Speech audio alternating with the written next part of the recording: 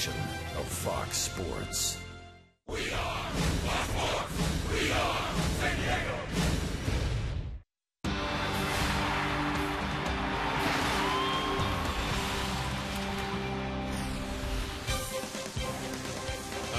The 1990s, the Pinstripes are going to flash back to the days of the Padres going on to the World Series. Locker room ready, and the 2012 version of the San Diego Padres wearing the throwbacks tonight on a beautiful, warm Friday night in downtown San Diego as we open a 3-game series. And you look at the best home records in baseball since the All-Star game. The Padres right there, 21-7. The Brewers having a great home finish as well. And welcome aboard, along with Mr. Padre Tony Gwynn and Mark Grant, Dick Henberg. Pleased you're with us. The Padres now in this homestand have won 7 of their last 8. The Rockies have lost 7 of their last 8. Of course, they're without Todd Helton, Troy Tulowitzki, and Mike Kadire. And the theme around baseball is, how about the Padres? What are they doing right? Well, they're using rookies, and the rookies are delivering to the man. And I guess the cover face for that rookie approach is Logan Forsythe. Yeah, no question. I mean, he said something in the open that I think speaks volume about where his mentality is. He said this is a game of failure.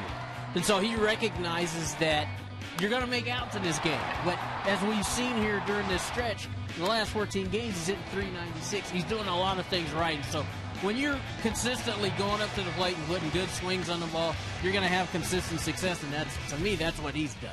And at Petco, Forsythe hitting best of any Padre, .320. How about the big right-hander on the mound? Another, in essence, rookie for the Padres. Yeah, Andrew Kashner, I think the one word that really sticks out, guys, is adjustment. Being a reliever, throwing 100 to 101. Now in the starting role, he's really learned how to harness that control. Last outing, he did not issue a free pass. He's splitting the heart of the plate with the best of them, going in, going out. The slider maybe a little bit more consistent tonight. I like to see that, but the changeup is also a great asset for Kashner. Not just a 2-pitch pitcher now. He's a 3-pitch pitcher in that starting rotation, looking for good things tonight. Maybe around 90 pitches or so for Andrew Kashner. Well, just as Forsythe has enjoyed hitting here at home at Petco, Kashner's record here pitching at Petco, 3-1 with a 2.91 ERA. As the Padres try to answer the Rockies, the last team to take a series from the San Diego Padres. Remember that Sunday game, 11-10 loss, 20 hits for the Padres, couldn't win? Well, it's time to answer back. Play ball at Petco.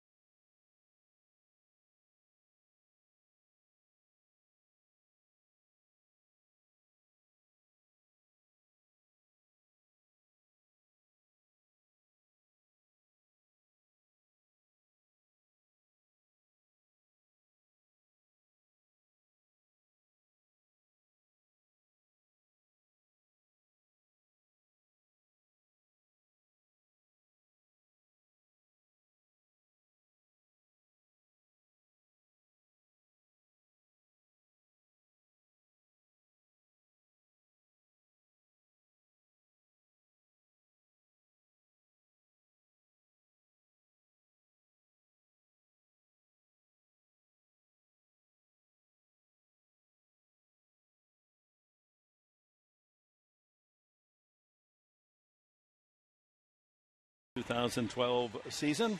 Much brighter sun for San Diego. And there's the star, Jerry Coleman's announcement tomorrow night. We'll see the unveiling of that statue and salute the Colonel.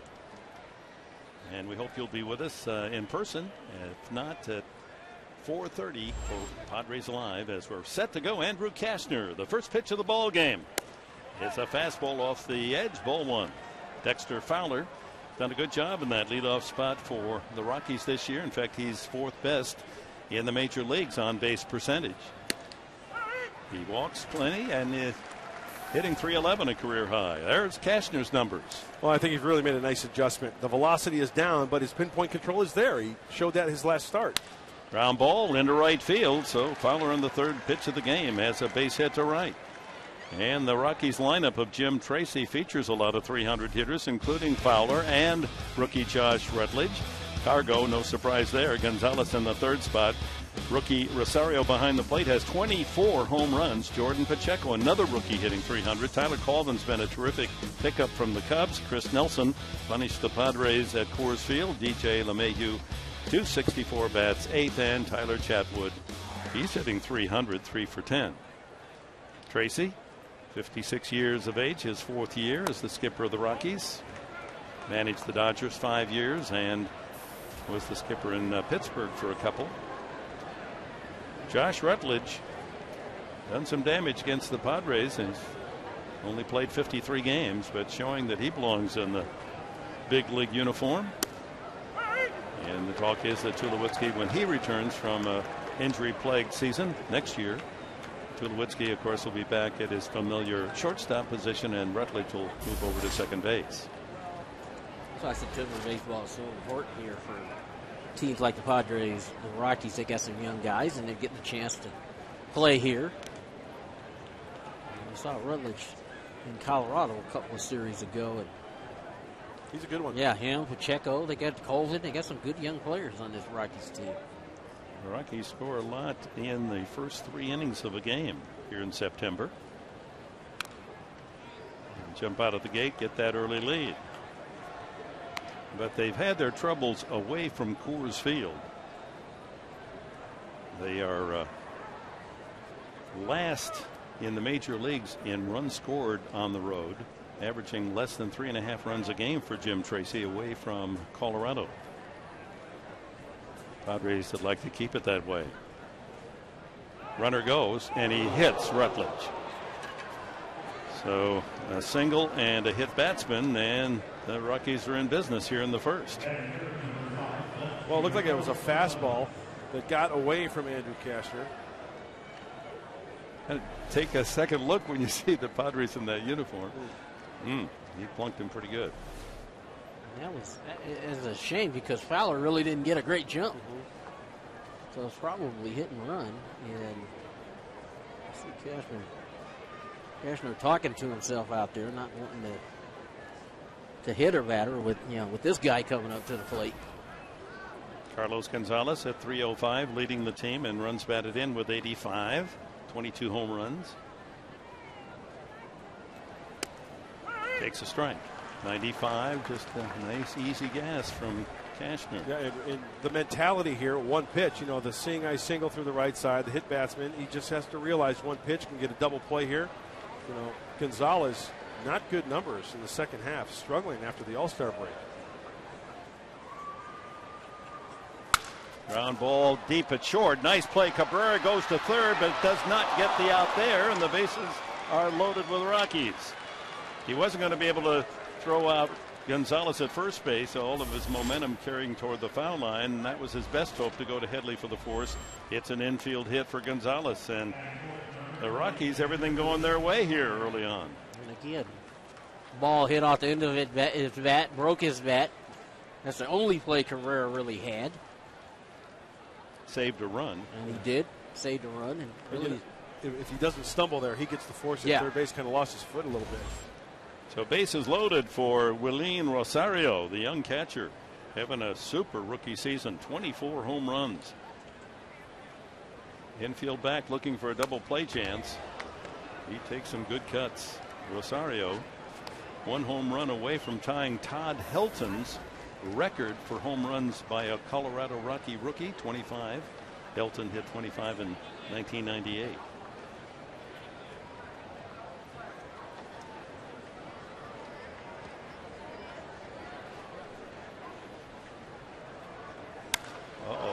High and deep to left field. That ball's hit a ton. Deep left center. And off the base of the wall. 1 run will score. 2 will come home on a double by Rosario. And no one out, and the Rockies already lead 2-0 with 2 men left in scoring position. Rosario, a rocket to left center. That's a home run at Coors Field.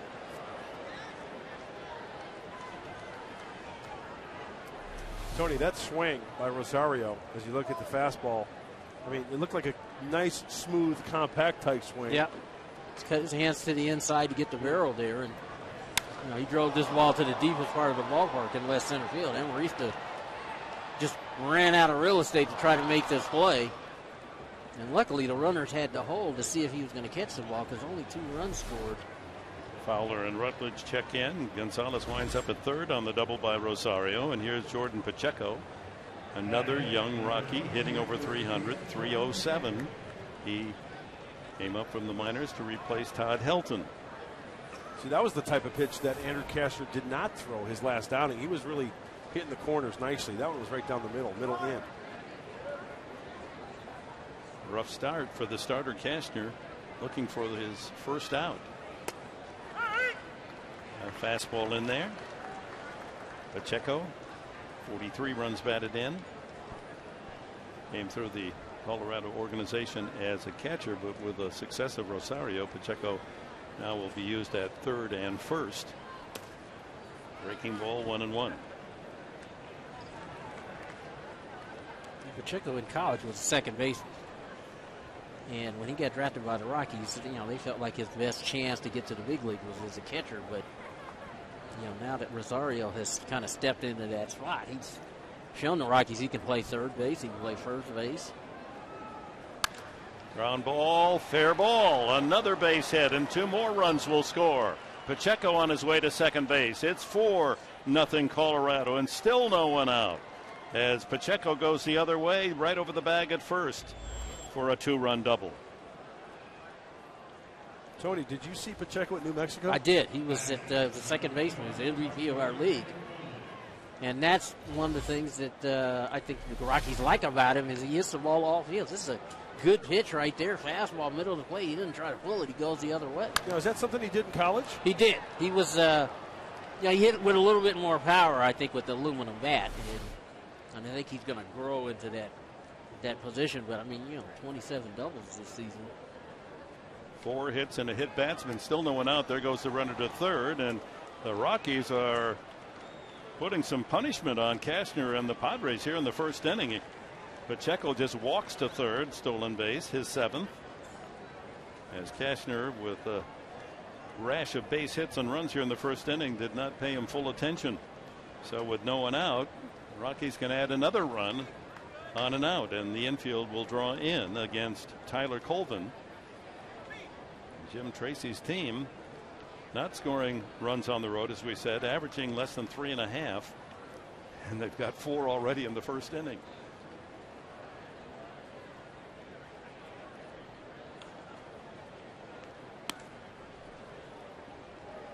Starts Colvin with a changeup.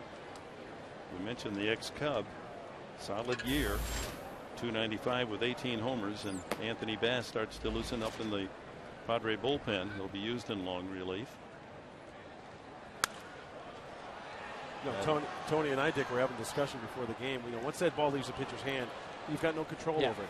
That broken bat hit, that first single to the right side. Sure, there were a couple balls that were hit hard, but still, that's one of the things you have to get through mentally, especially as a starter. Yeah, because you might be out there, for 6-7 innings. Yeah. And again, it's really important here now that you've given them some hits, you've given them put some runs on the board. Let's focus in, start pounding the strike zone, changing speeds. Barking out the strike is plate umpire Greg Gibson. And it's 2-2 on Colvin. That last pitch had some good 2-seam action at 96. Infield will try to cut off the run at the plate. No one out. And that ball just blocked by Grandal. Full count on Colvin. Pacheco there at third. No one out.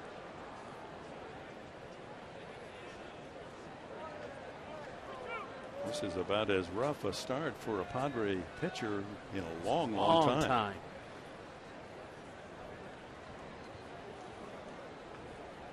Ground ball to short. Cabrera will hold the runner and throw out Colvin. Oh, finally the out, and the Padre fans have something to cheer.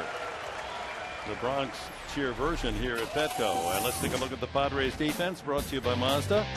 Amarista, Maybin, and Venable in the outfield, left to right. Headley and Alonso at the corners. Cabrera and Forsythe, the double play combo. Yasmani Grandal behind the plate for Andrew Kashner. Infield will come in even tighter now with Chris Nelson, the right-handed hitter, third baseman, .278 average.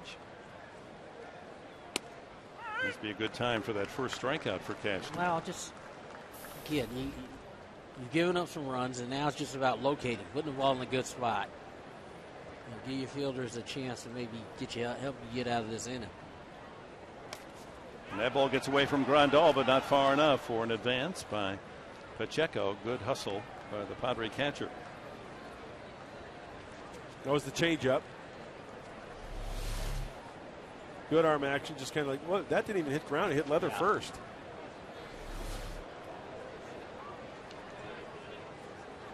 His last start, that was the pitch that I thought he did an excellent job with his command of that changeup. Good cut by Nelson. 1-2.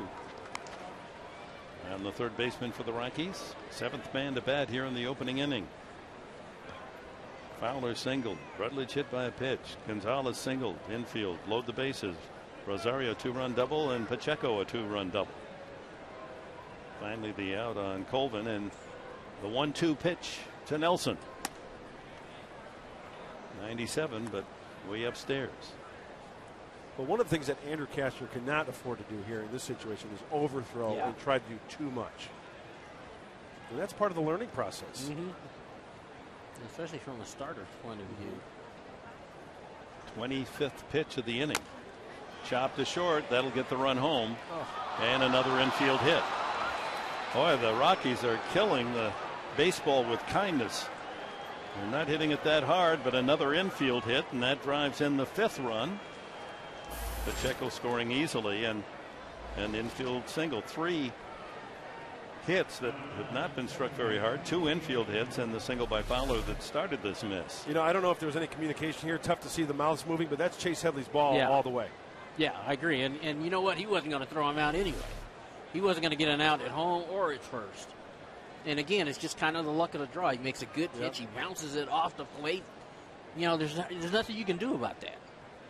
LeMahieu, the second baseman, hitting .264. Another rookie. And keep your eye on Nelson. He'll run on occasion. 5-run distraction facing Andrew Kashner. Still just 1 out. There he goes. And another swinging bunt. Unbelievable. Another infield hit. And this is bordering on ridiculous. I know. It's just, again, it's just hard. You make a good pitch. And this ball is hit all a changeup. He's way out in front of it. He bounces it in front of the plate. And it's like a golf shot. It's got backspin on it, hits it in a perfect spot. And usually when you give up hits like that, what's that tell you? Tremendous movement out of the pitcher's hand, whether it's the two-seam fastball or the changeup, because they're not squaring it up, they're topping it. And that's sometimes the problem you fall into if you've got that nice movement. See those guys sitting right there, they've seen this before. Probably have done it themselves. And again, you're just looking to see, okay, how's he dealing with it? You're still trying to make a pitch, And the bunt is a sacrifice to move the runners to second and third by Tyler Chatwood for the second out. 1-4 on the putout. But that moves Nelson to third, LeMahieu to second. And here's the guy that started it all, Dexter Fowler, with that ground ball single through the right side. And that's a workout. 28 pitches for Andrew Cashner here in the first inning.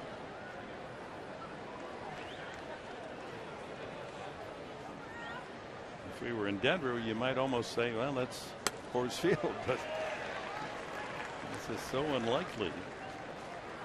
3 infield scratch hits, a couple of strong doubles, a total of 6 hits and 5 runs, and 2 more in scoring position for Fowler. Great sequence right here for Cashner. 2 runners in scoring position. First pitch change up made him look silly. Cannot catch up to the 94-mile-an-hour fastball. Really, 5 runs, 30 pitches is not bad. Jams him. Fowler will strike out. For leadoff man, does strike out too often for most taste. 117 times he's been punched out. But hitting .311, and he walks a lot, and good on base percentage. Fowler this year, 1,300 runs, 62 ribbies. That's career high. Yeah, pretty good for him leading off. Struck him out. Finally, say the fans here at Petco. They came to see the fireworks after the game, not in the first inning from the visitors.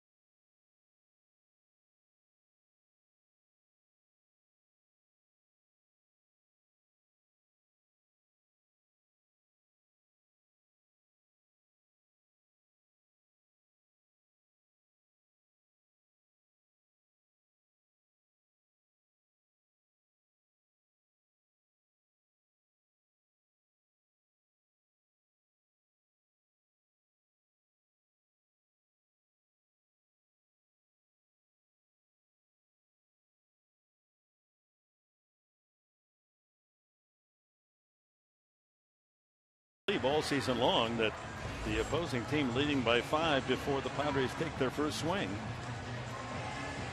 So lots of work to do, and here's the lineup that'll try to come back. Everett Cabrera, Will Venable, and then Chase Headley. Carlos Quinton again not in the lineup, favoring that knee. Grandal hits cleanup, then Alonso. Forsythe bats 6th, then Maybin, Amarista, and Cashner. Well, Tyler Chatwood staked to that big lead. He's 4-4 this year. This is his 9th start. What kind of pitcher is he, Mark? Well, he has to really rely on his location, or else he can get wild in the strike zone. He throws a fastball, slider, a curve, and a change. He can get up to mid-90s now. He's been topped out about 96, 97, but he'll probably live around 92, 93-ish.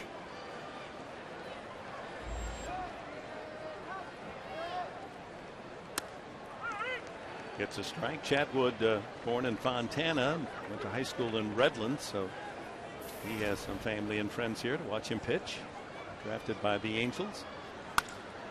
Fly ball to center field, but Fowler able to take. That's how it goes. 3 infield hits for the Rockies, and Cabrera hits a line drive for an out for San Diego. Gonzalez, Fowler, and Colvin in the outfield. You ought to smile at it all. It doesn't help to cry. Nelson, Rutledge, LeMahieu, and Pacheco on the infield. Rosario on this rookie-laden lineup for Colorado. And Chatwood, just 22 years of age on the mound. That's baseball. That's, you know, sometimes that's the way it goes. Cabrera hit that ball right on the button. And it just happened to be right at Fowler. Well, Chatwood's going to have to figure it out quickly because he's struggled his past 5 starts. A 6.75 ERA last 5. Going 1-2. Hey! Back up the middle, and Venable has a base hit just by the glove of Chatwood, who thought he should have had it. Padres, if they can even nibble back a run at a time, get one here in the inning, and it psychologically lifts you up a little. You know, it's early. This is first inning. Venable shorten his stroke up, hits that ball right back up the middle, and Dick was right. Chetwood thought he should have had that. I think he thought it was hit harder than it really was. Yeah, and he put his glove up there, and the ball wasn't quite there yet. But yeah, if you could just peck away, get a run this inning, you know, get on the way to, you know, chopping into this 5-run lead, you get plenty of time to get back in this game.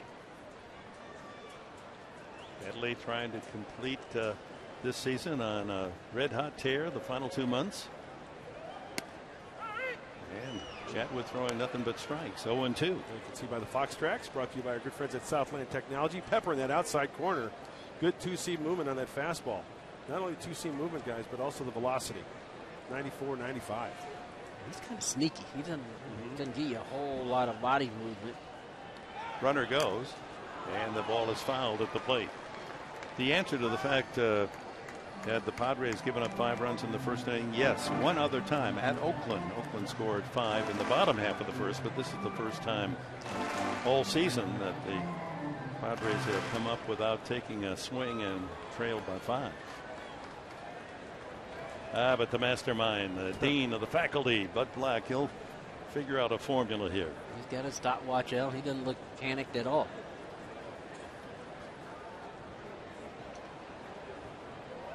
You know, I know we're going to talk about it later, but I remember there was a team that was down by 7 on the night they could have clinched it, the division. Sounds like Padre lore to me. We've got a lot of that to cover tonight. 1-2 to Chase.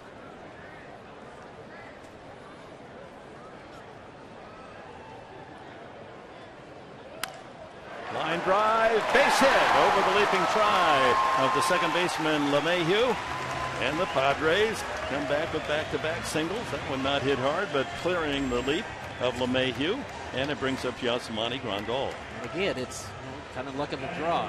Will Venable had to hold up to see if LeMahieu was going to make this play. So he's a little bit out in front, kind of caught that at the end. And it just gets over LeMahieu's glove. And because of that, Venable had to hold. He couldn't.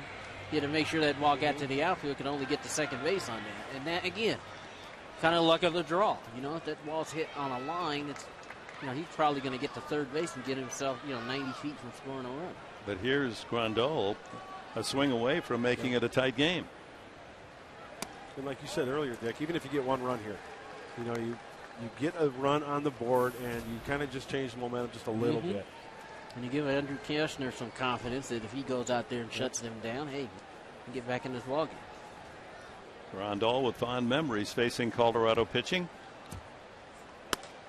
Remember, he homered both left and right-handed in his debut at Coors Field. There's Alonso on deck. Looks like he may be a little tentative to Grandal right here. 2 fastballs off the plate away. I think that's why Rosario went out there, is that, look, you got a 5-run lead. There's no need to be nibbling right now. You got to come after these guys. And Grandal head in the count 2-0 here. He can look to be super aggressive here with something in the strike zone.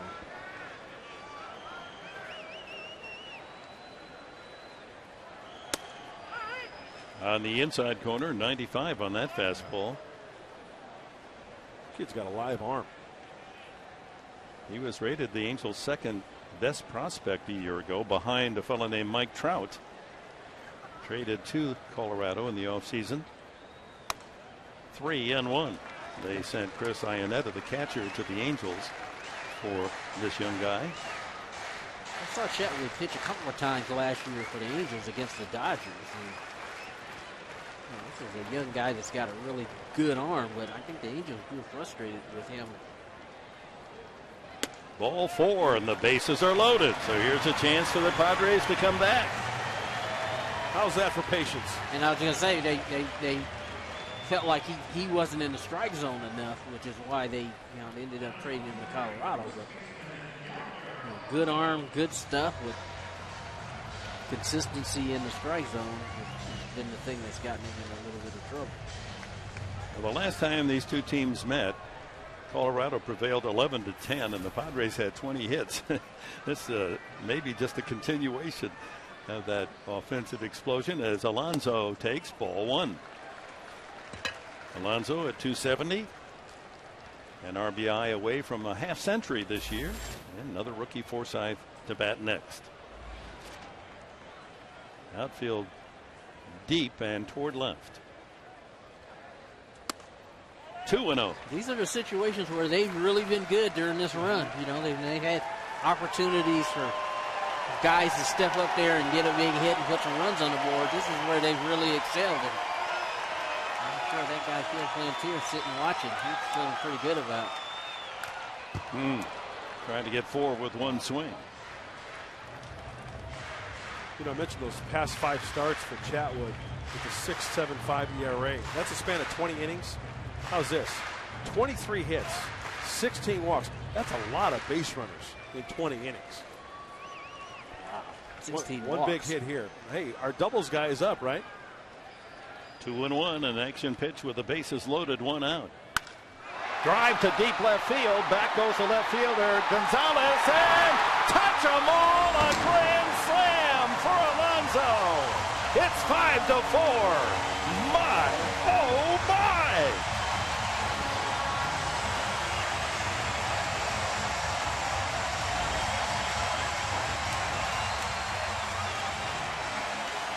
Just like that. One swing of the bat, bang, you're right back in the game. I feel a little 98 magic in the air tonight. Venable, Headley, and Grandal score on Alonso's first Major League Grand Slam. You know what the best thing about that was? He didn't try to get too big. He went right with the pitch to left field. And, you know, he's hit some balls to left field that he thought were good enough to get out of here. And that was just a nice, short, crisp swing, and he drives it out of the ballpark straight away left field. You know what I thought when he made contact there and left the batter's box? Adrian Gonzalez, that number 23, going the other way. Good call. Here's Forsythe. So from 5-0, a stunning first inning for the Rockies. The Padres come back and strike with Alonso's grand slam, and it's 5-4. Just another one-run game. Well, you mentioned Adrian Gonzalez. He wears that number 23. Tony, break it down. Look at this swing. You know, Alonzo Powell was talking in the pregame today about backing the ball up, and that's your classic example of what happens when you do. Usually you back the ball up, you shorten your swing, and you're not trying to hit a home run. You're just trying to hit a ball hard, and it ends up going out of the ballpark. That's it. There it is right there. Exactly. Number 8 for Alonso on the season, and the count goes 3-1 to Logan Forsythe with 1 out. So just as the Rockies hit it hard and softly for their 5 runs, the Padres come back. Ground ball toward the hole and cut off by Nelson. That's the second out.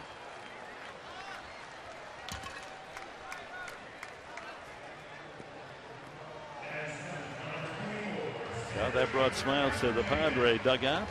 2 away to Cameron MAYBIN.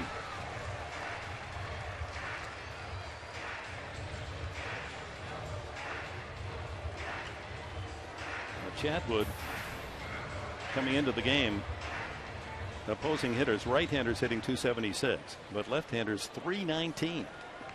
And Headley and Venable, 2 left-handed bats. And Alonso punish him here in the early first inning, and MAYBIN pops it up.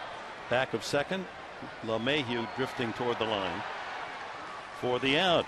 But the Padres do indeed answer on the grand slam by Alonso. It's 5-4.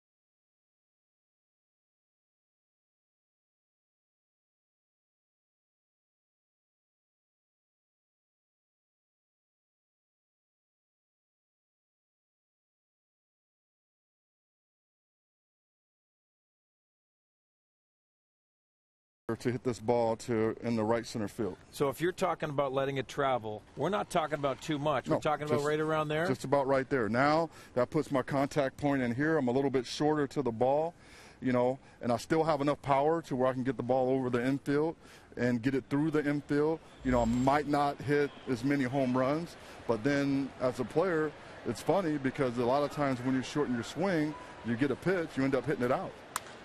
Hitting instructor Alonso Powell, prophetic in our instruction today. High pop up on the infield, and Forsythe takes care of Josh Rutledge for the first out here in the second inning. It's amazing how that happens. You know, I mean, these guys, Alonso Powell and Phil Plantier, talk about that subject every day. Hey, back the ball up a little bit. Don't worry about trying to pull the ball sometimes. Go ahead. Don't be afraid to hit the ball the other way. And it's just, when I say back it up, it's only like 2-3 inches. Like you said in the video, right? In the video. Yeah. And that's the difference a lot of times. Between rolling over a ball, like in that situation, rolling over that same pitch and hitting the ground ball, a second possible double play, and hitting the ball out the other way.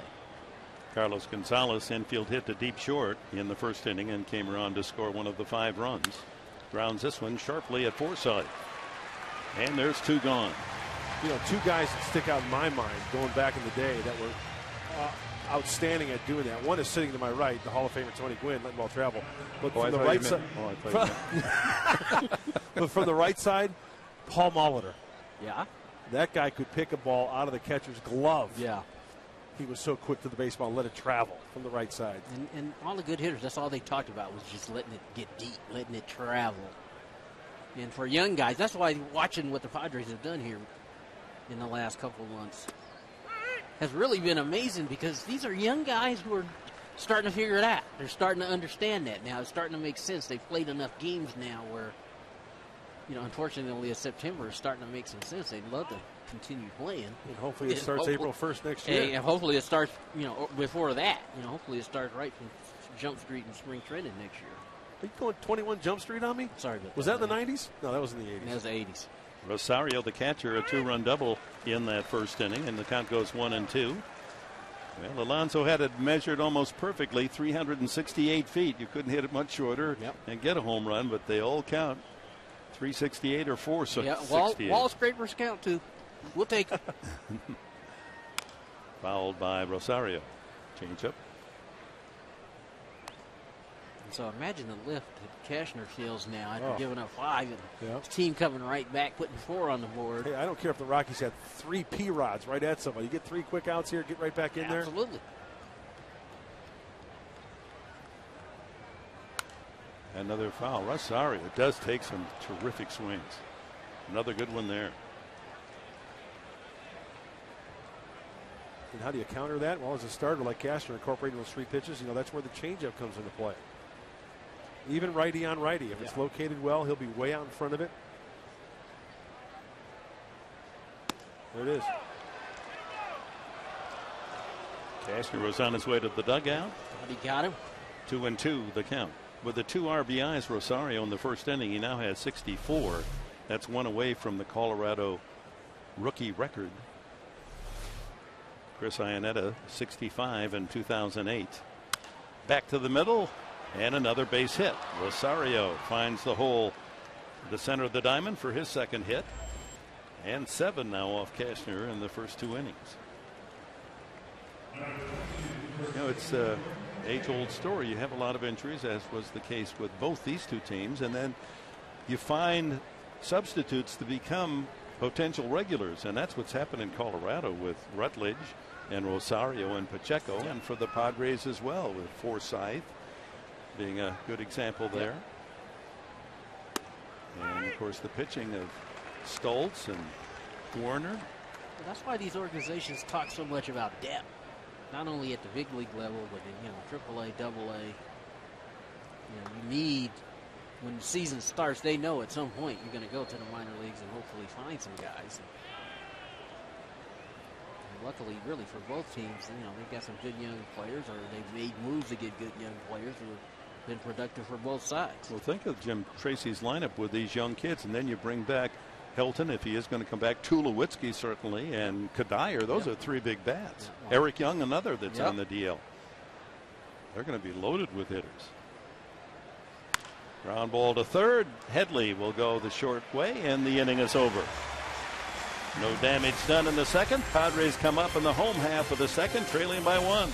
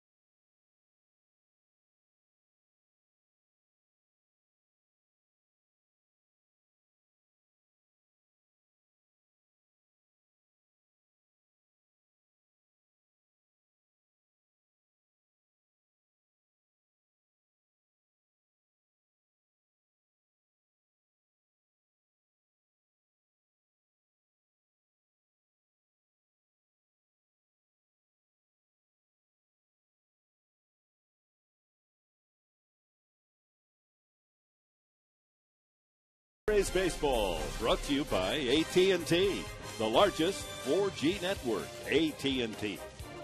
Rethink possible. And by Petco, where the healthy pets go. Beautiful waters along the stair steps that lead into the main entrance here at Petco Park as we go to the home half of the second. Alexi Amarista, then Andrew Kashner and Everett Cabrera to bat. For the home side, trailing 5-4. That's right, if you're just joining us, we're in the bottom of the second. Rockies got 5 in the first, the Padres 4 in the first on Yonder Alonso's first Major League Grand Slam home run. 2-0 to Amarista, hitting .254. The other NL West games, San Francisco at Arizona, and the Giants have an early 5-0 lead in the third. And the Dodgers hosting St. Louis. It's 2-1 Cardinals in the bottom of the second. Dodgers have lost 7 of 8. Struggling on the offensive end. High drive to center field, but Fowler a lot of room out there. And 1 out. Well, time now for our Lexus keys to the game on 90s Night. Mark? Well, since it is 90s theme, a Festivus for the rest of us. We're going Seinfeld tonight, guys. Hey, let's have a party the rest of the way. You know, especially these Rockies and the teams that they're going to be playing against down the stretch in contention. Easy for me to say. No soup for you, 2 weeks for the Rockies. So we're going Mr. Costanza and the soup Nazi on Seinfeld. So no soup for 2 weeks. To the back of the line.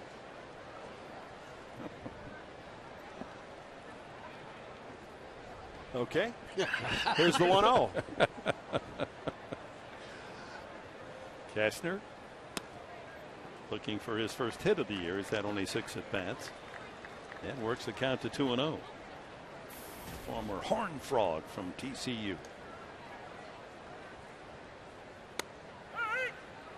So Kashner pitched at TCU an awful lot. He was a reliever. You know, threw hard, but he didn't throw as hard as he does now. How do you figure that? I just think, you know, Cubs liked him. Tries to bunt it by the mound, can't field it. Chatwood, and safe at first is Kashner. There's an element of surprise. This is liable to be a wacky one tonight. Yeah, well, I think we've already seen that. That first inning for the Rockies, it's already demonstrated that. It looked like Chatwood had a bead on this ball. He just didn't come up with it. Hey, are they going to rule that a hit? Is that his first major league hit? I think they're going to give him a hit on that. Oh, it's not official yet. They have not scored it as yet. And they are going to give him a bunt single. His first major league hit is a bunt single.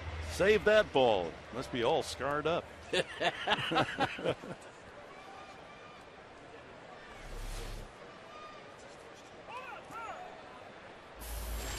And so Cashner, the tying run at first for Everett Cabrera as we move to the top of the order. Cabrera lined out to center field to open the first inning.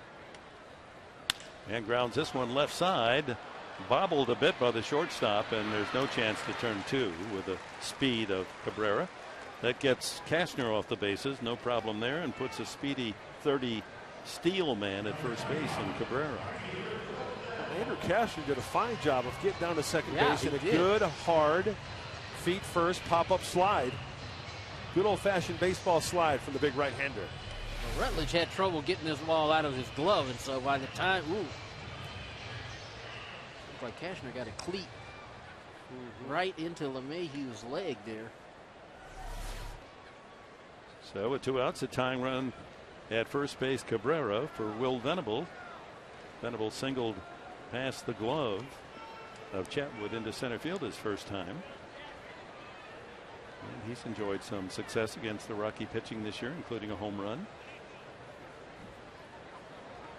It's a warm night. The ball's going to be flying a little deeper than normal. How often do we get to say that here? Yeah. It was smoking out in East County today. 108, yo. No way. Oh, yeah.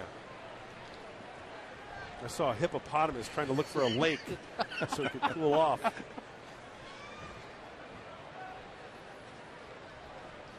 Got to watch those hippos now. Yeah. You know, I almost ran over a cheetah coming out of the driveway. I don't want PETA coming knocking on my door.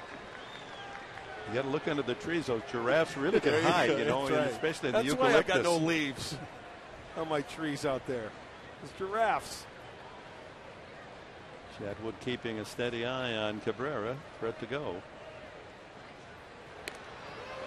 Seriously, learned a little fact when we were on safari in Kenya. More humans, when you say what animal might kill more humans, right, in Kenya, it's the hippopotamus. Really? They're very dangerous because they roam at night for their food. You get in their way, they just pile right over the I'll top bet. of you. And you don't want to go swimming with them either. No.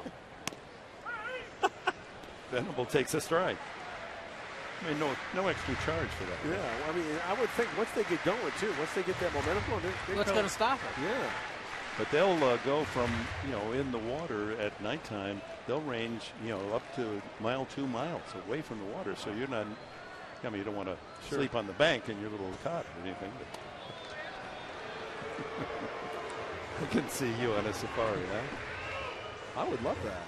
Well, it's one of the great experiences. And while it still exists, that wildlife, I mean, it's for young people especially to be able to go through that experience.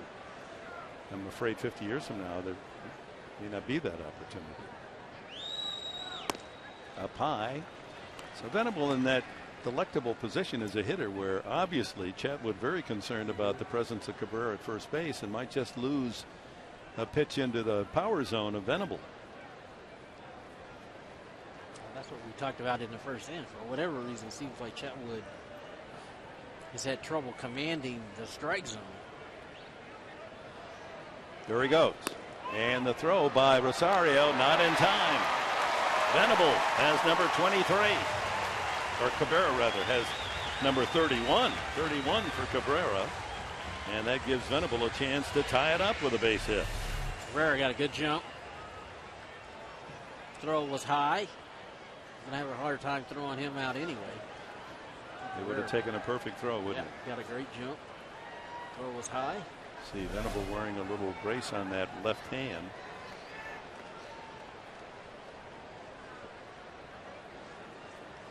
(5-4) Colorado tying run at second base. Tony, did you ever slide head first? Not very often. That's got to take a lot out of the human body, That's doesn't what, it? I asked Ricky Henderson that question.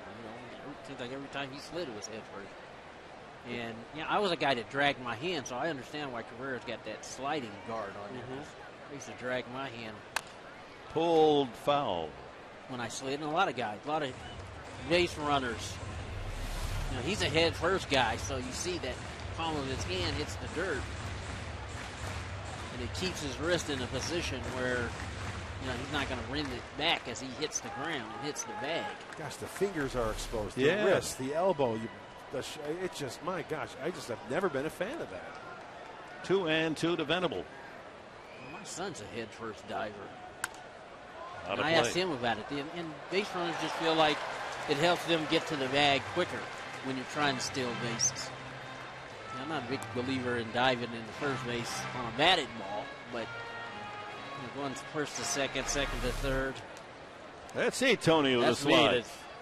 The little pop-up action. Wasn't popping up quite as quickly then. See, you're dragging your hand like you said. But I did. I dragged my hand, so I had a hand guard that Todd Hutchinson made for me. And another foul. Venable fighting off that pitch. It's 2-2. What do you think about the old 90s unis? They look good. I think they look good. And I thought the round ones, the round pinstripes earlier in the year looked good too. But you see a lot of fans still rocking the old 90s uni. I love the hat. I love the white S and the orange D. I always loved that. Cabrera, the tying run out at second, 2-2, and he struck him out. Venable goes down swinging. The Padres and the Rockies in a score fest.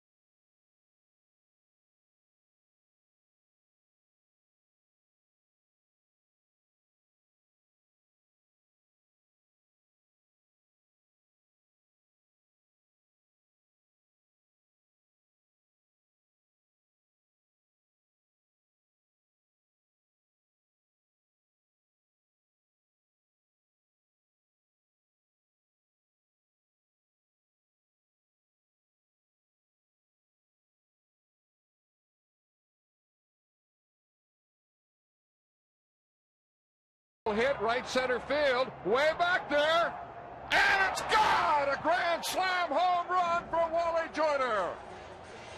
Welcome back to 90s Night. Right now, Colorado leading San Diego 5-4, and that is the great work of Wally Joyner. Nice enough to join us on 90s Night, a member of that 98 team, hitting a grand slam May 5th against Milwaukee of 1998. What is your favorite memory, though, of being on that World Series team? Well, I vaguely remember 1998. It was so long ago, but we had such a great team, a lot of great memories. I think the achievement of getting to the World Series, we were the underdogs. We went through Houston, Atlanta, a lot of fond memories, great friends. Yeah, that seems to be a very common theme that everybody discusses who's been on that team. What did you like the most about that group of players? Well, we had great leaders, Tony Gwynn, Ken Caminiti. We were talking about the first inning tonight. We had plenty of these games where we gave up some runs early, and then we let Cammy, Greg Vaughn, and Tony Gwynn get us back into the game with a Steve Finley double somewhere in the game also. So some great players, talented players. To be playing with Trevor Hoffman in the height of his career was fabulous. And then to see these uniforms and the Padres wear them now in honor of the 90s teams in the way that they do, what does that mean to you? Well, another home run just now, so I think that not only did the pinstripes come back, but I think Qualcomm came back too. It's a home run ballpark tonight. So, you know, we just had some thrilling games. You know, Andy Ashby, our horse, Kevin Brown, just a great season, perfect storm for us, and it was great to have the great city of San Diego behind us. They kind of wrapped their arms around us and went for a ride with us. Well, you certainly brought some good hitting mojo for the Padres tonight. I think they can eke this one out, but thank you so much, Wally. Enjoy the time, and thanks for making the trip from Utah. My pleasure. Thank you. Let's send it back upstairs. Tony Gwynn, Dick Enberg, and Mark Grant, guys. Tough play for Forsythe, and he can't make it the low throw, and Alonso unable to scoop it up as LeMahieu safe. Another infield hit for the Rockies after Nelson crushed one to deep left center field for his 9th home run of the year. The same Nelson that hit that 3-run home run on Sunday in Colorado that beat the Padres 11-10. Forsythe made a great effort on this play. If Alonso could pick this ball out of the dirt, they were going to get LeMahieu here at first, but you know, we've seen Amarista do it. We've seen Forsythe. We've seen Cabrera. You know, if they get to the baseball, I mean, it looks like it's in the hole, might be hit. You know, don't pick up your pen quite yet. We've seen them make some fabulous throws and plays to throw out runners. Yeah. Well, the home run by Nelson giving the Rockies a 6-4 lead, and Chatwood up there trying to move the runner up for Dexter Fowler as he sacrificed the first time. There goes the runner, and it's a hit and run, but a line drive to MAYBIN. They're going to get a double play. Here's MAYBIN's throw back to Alonso. 8-3 double play. So they try to cross up the Padres with a hit and run. Chatwood pulling back from the bunt, lines out into a double play.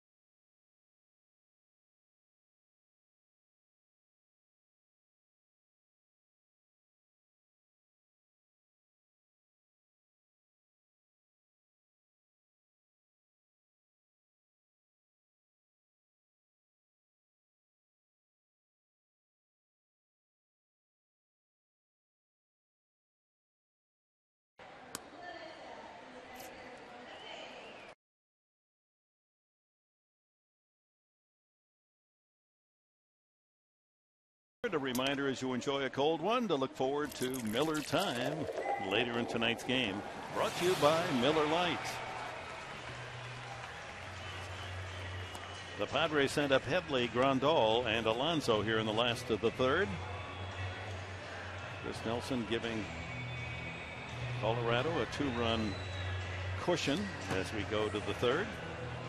Headley singled over the second baseman LeMahieu's head.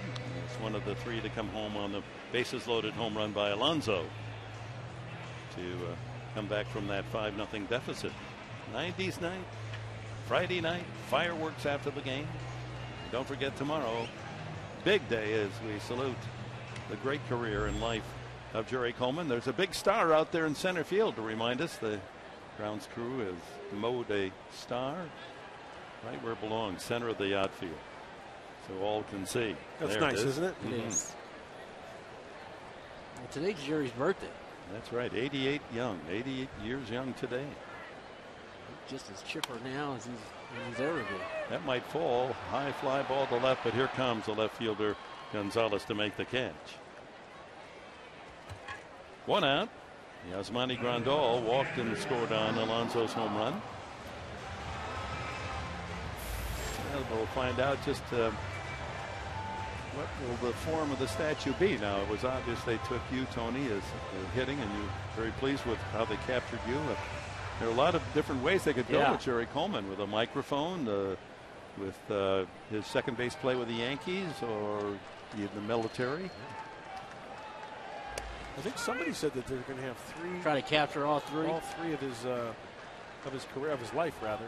Military, broadcasting, player. Yeah, we'll see. Yeah, that's going to be nice. 1-1 to Alonso. Important walk in that first inning after the singles by Venable and Headley. His walk loaded him up for Alonso.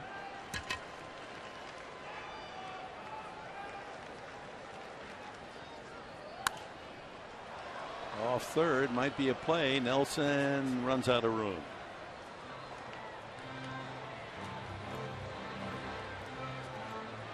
Well, tomorrow, our Padres live show here on Fox Sports San Diego at 4:30, and of course much of the pregame show will be consumed with the ceremonies honoring Jerry Coleman, so you'll want to be with us early from 4:30 on, but better yet, come on out to the park. There are some seats still available. 2-2 now to Grandal. It'll be Casey Kelly going for a second win for the Padres, and Drew Pomerantz, no relation to Mike, 1-8, but he's pitched better than that. The starter for Colorado. Chop foul ball. Just missed the bag at first. And Alonso on deck, and here pitch by pitch. Yeah, he spit on the curveball. That's not his pitch. There's the fastball. He got squeezed on it. Okay, now it's in his favor. That's one that he really could have crushed, but he said, you know what, I'll just wait for the next pitch. 2-strike approach, backed it up. Line drive to left field. 4 runs. Padres right back in the game.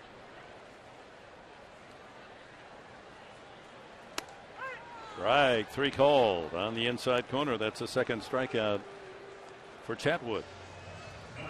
And brings up Alonso.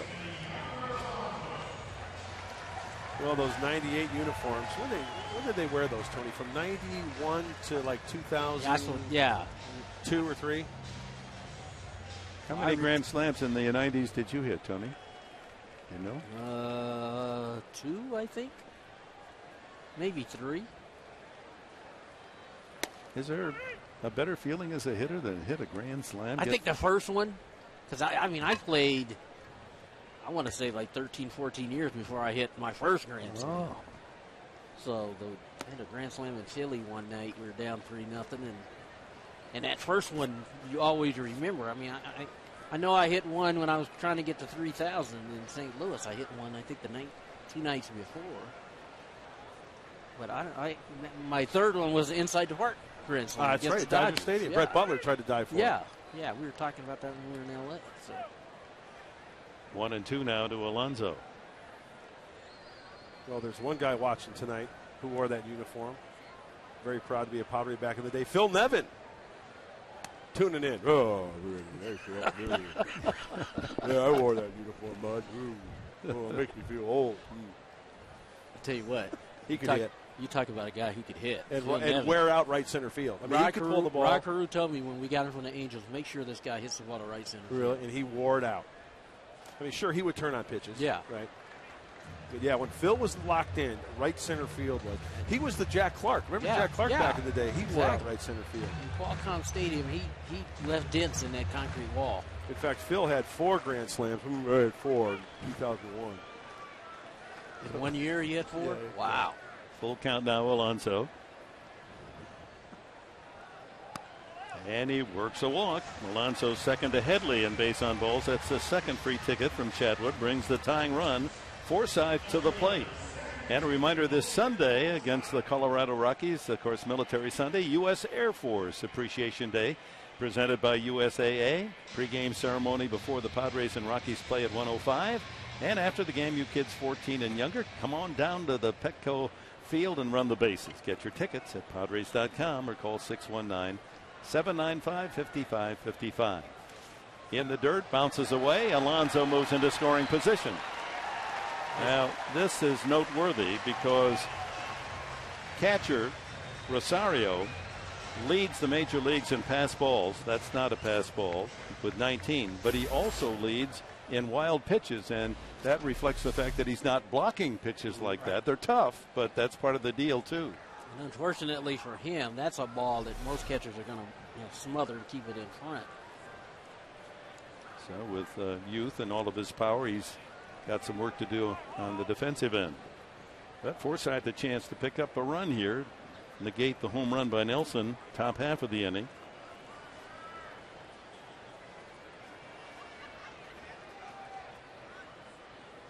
Tony, you know what I like about, and Dick, about Alonso's plate appearance? You know, he hit the grand slam, right? One swing, 4 runs, but yet patient to pass it on to Forsythe. He could have got froggy and say, oh, I hit a grand slam, maybe a double here. But, you know, he laid off, he didn't get his pitch, and he took the walk. And again, it goes back to your interview with Logan just today before the game. That's what he said. He said they're in a good state of mind right now. They're doing a lot of things right. They all realize it, and nobody's trying to do too much. They're just doing. Hey, Arky Sinfrocco and left, Wally Joyner and Mark Sweeney. What a trifecta that is. He's got as much gray as I do, Arky, down there. Look at it. And Randy Jones. Down there in the first row. Trying to hide. Oh, that's great. Boy, they're telling some lies in there. Oh, you know they are, Dick. Yep. 2-0 to Forsythe. Look for his pitch here. Try to drive in Alonso. 6-4 Rockies in the third.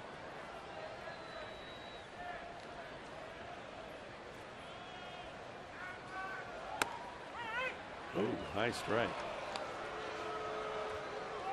Something else you got to like about Forsythe. There have been some borderline pitches. He never looks back at the umpire. He does not. Just doesn't seem to faze him. Doesn't seem to get him out of his game plan.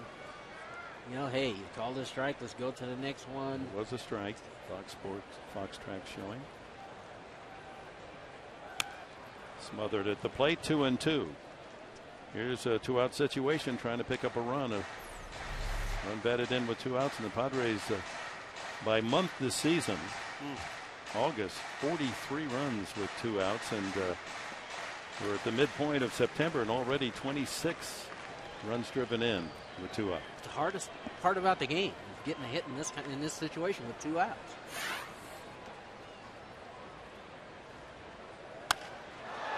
Fly ball to right, carrying well. Colvin, though, drifts toward the warning path to make the catch. And we move to the 4th inning at Petco with the Rockies leading by 2.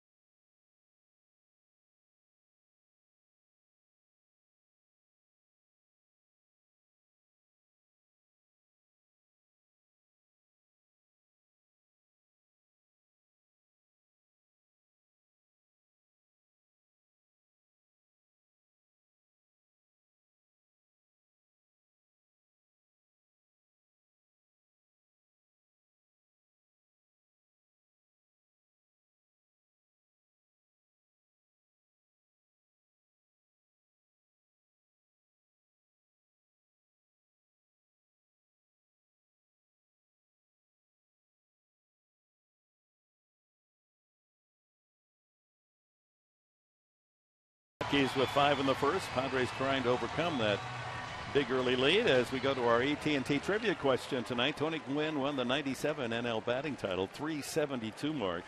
Name the player who finished second to Tony Gwynn that season. And we'll have the answer in the half inning. I'm sure Tony has that answer on the tip of his tongue as Dexter Fowler leads off. Singleton scored in the first and struck out in the first as the Rockies sent 10 men to the plate.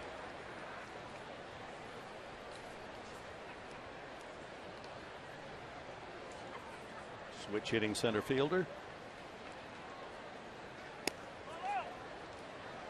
And the count goes 2-1. Fowler, Rutledge, and then Cargo for Colorado here in the top of the fourth. Alonso. Easy play, 1 away. Then we have our San Diego County Credit Union factoid of our game tonight. Padres leaders most career hits from 90 to 99 in the 90s. And of course, no surprise there, Tony Gwynn leading the list with Finley, Caminiti, Roberts, and Joyner. So 3 of the 5 in the house tonight. I saw Wally as a rookie with the Angels when he came up with the Angels. You could tell right away this guy's going to hit hit a lot. Look at Archie. Just looking at him it puts a smile on your face. You're working the chopsticks. Chopsticks. Oh, you having a little sushi down there, are you? Really? You know, you're in the premium seats? He could always find the camera. Big leaguer. Not even looking for the camera this time.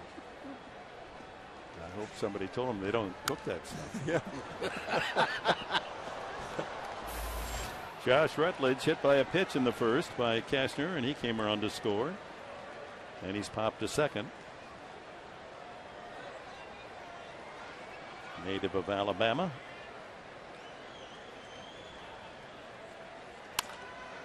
Foul ball. You know, that was a fun group in 98. It was. You heard Wally talking about that group. I mean, it was, you know, from the first day of spring training, I think there was a sense that there was something special about this team. We'd just gotten Kevin Brown.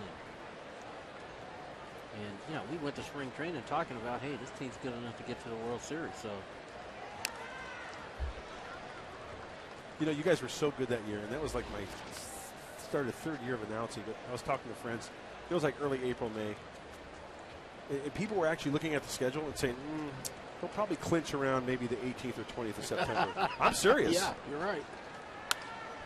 I mean, that's how confident, you know, the fans were, and people who were, you know, deep into the Padres and, you know, loyal fans, and that's just something that resonated, you know, like you said, from spring training into the season. And then I think an event that happened that really put you guys struck out Rutledge, 2 away on the map to really catapult that team was that grand slam that Finley hit against the Diamondbacks. No question. And that was early in the year, too. Yeah, we were down most of that game. Really had no business even being in the game. And, you know, you got a rally going, and Steve Finley hit a grand slam in the 9th inning, and we just took off from that point. And you know, everybody on that team, I'm sure, remembers, you know, being a factor in us winning at some point. I mean, 3 guys that we were looking at down there, all 3 of those guys were, you know, right in the mix. Archie filling in everywhere. Wally, you know, getting big hits and playing first base. Mark Sweeney coming off the bench, picking me up in right field sometimes. And it was a good group. We all got along. And in baseball, that didn't happen. I played 20 years. I mean, that team by far was the closest team that I played on. Now, 84's team wasn't as close as that 98 team was. Line drive, base hit. And if you can hold Gonzalez to singles, you're doing well. He's a hitting machine. That's his 2nd hit tonight. And the Rockies now have 10 hits off Cashner. Let's go back. You're talking about Steve Finley and that grand slam home run. He knew it. Felix Rodriguez. Yeah. So we with the Giants, and we went to the Diamondbacks. And I mean, I don't know how many people were at the park that night, but it was electric when that ball went out of the park. Yeah, that's all for Kashner. 65 pitches, and he was having trouble getting the Rockies out. He leaves with a 6-4 lead in favor of Colorado, and Anthony Bass jogs in from the bullpen.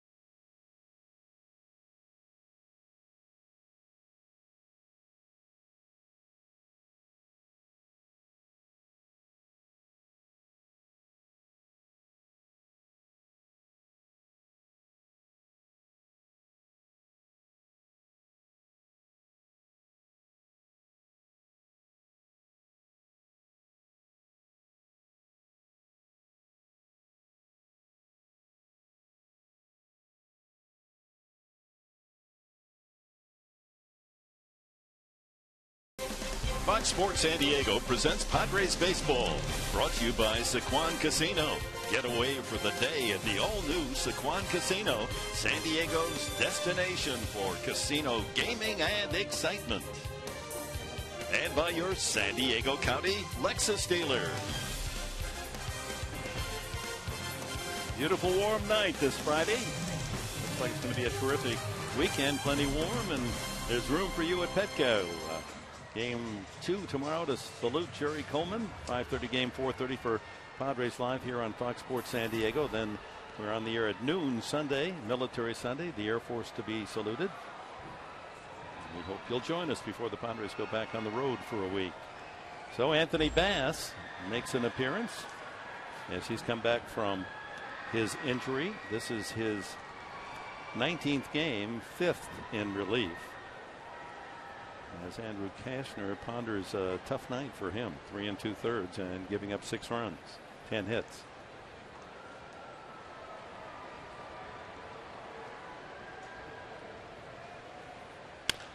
Pulled sharply. What a play by Headley. The long throw in time. A dazzling stop. That saved a double. Headley, little robbery there at the hot corner, and the inning is over.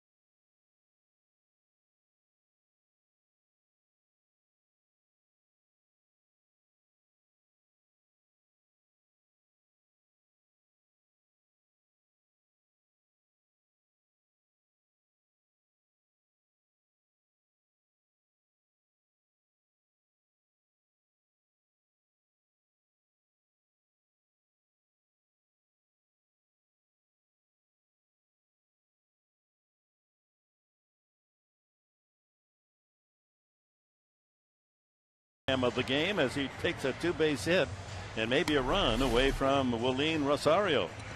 Yeah, that's the diving to his right. And once again, the late, great Ken Caminetti patrolling third base for the Padres in 1998. He made many of those plays. It's not only the front end, it's the back end. Firing that strike across to Alonso to complete the out. Now that is some kind of nice. Last of the fourth, the Padres need two to tie. MAYBIN, Amarista, and the pitcher's spot. MAYBIN popped to second his first time. Now Tyler Chatwood, in this system that the Rockies use in limiting the starters to so many pitches, so many innings, the most he's gone this year is 6 innings, and the most pitches 80, and that was his 60th as we open the fourth.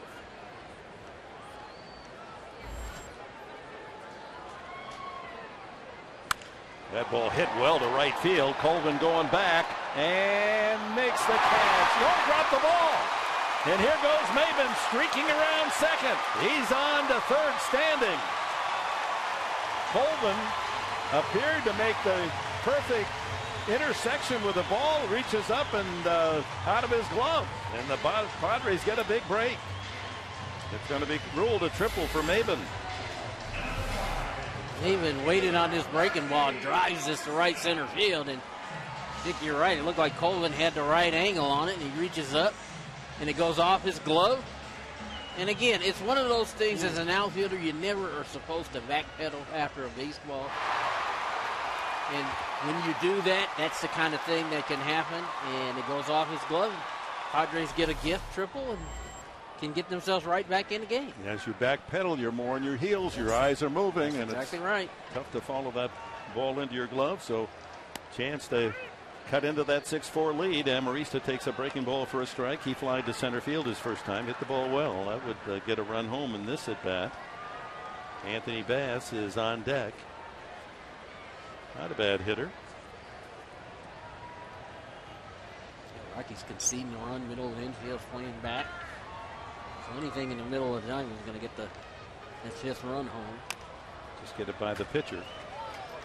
And Chatwood jumps in front, 2 strikes. You know, Dick, you mentioned Anthony Bass on deck. This is a situation where Anthony can almost take this as if it's a start. You know, last time he pitched was last Sunday. He's fresh. He's got a good arm, ready to go. You never know. If he goes out there and mows down the Rockies, he might get another at-bat with the way this game progresses. He's got 5 RBIs this year, second to Clayton Richards, 6. See if Amarista can get the job done. Ooh.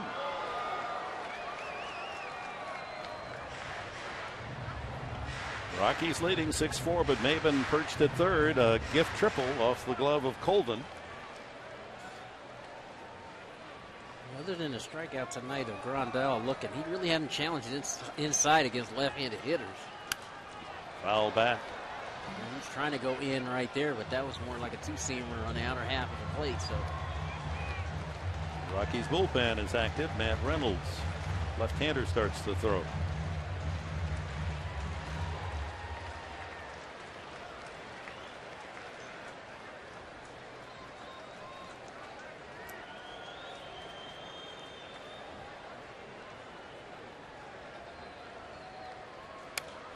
Another foul. Badly. Good at bat here by Amarista. And there was a breaking ball also as Matt Reynolds, the left-hander, warms up for the Rockies in the bullpen. First pitch of the at-bat, remember that called curveball in the outside corner?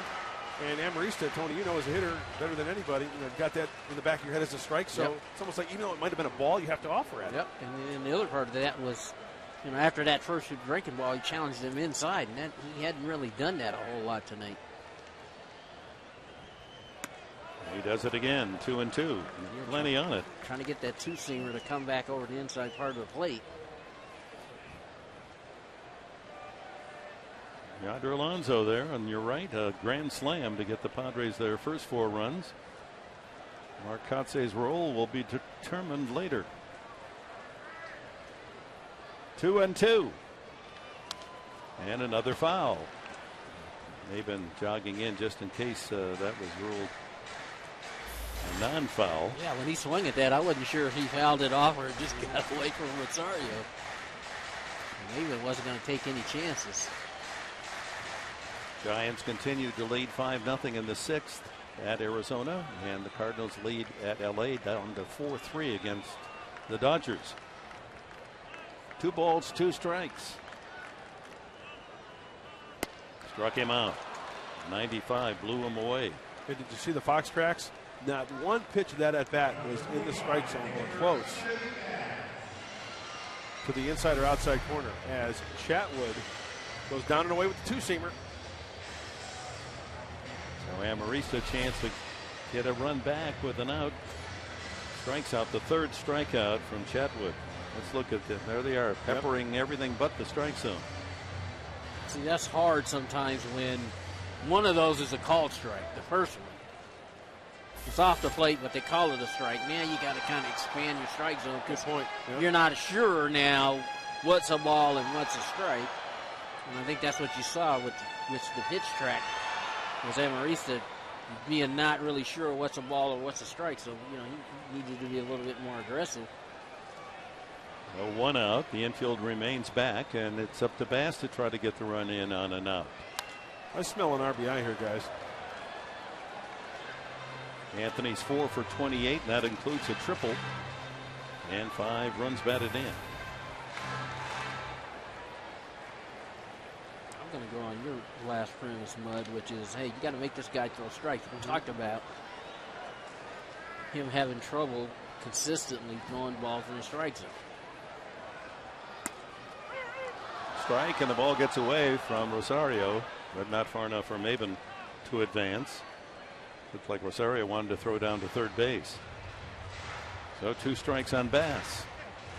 And Chatwood coming up with the right stuff after MAYBIN's leadoff triple. The Padres, after getting 4 in the first, had men in scoring position in the second and again in the last inning, the third, unable to come up with a hit.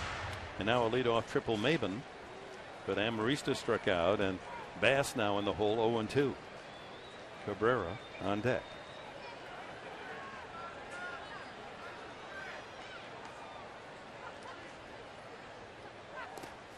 Waved that and missed. The ball in the dirt. And the putout made at first base. So a couple of strikeouts, and Chatwood coming up with a strikeout under pressure. Let's go to Layla.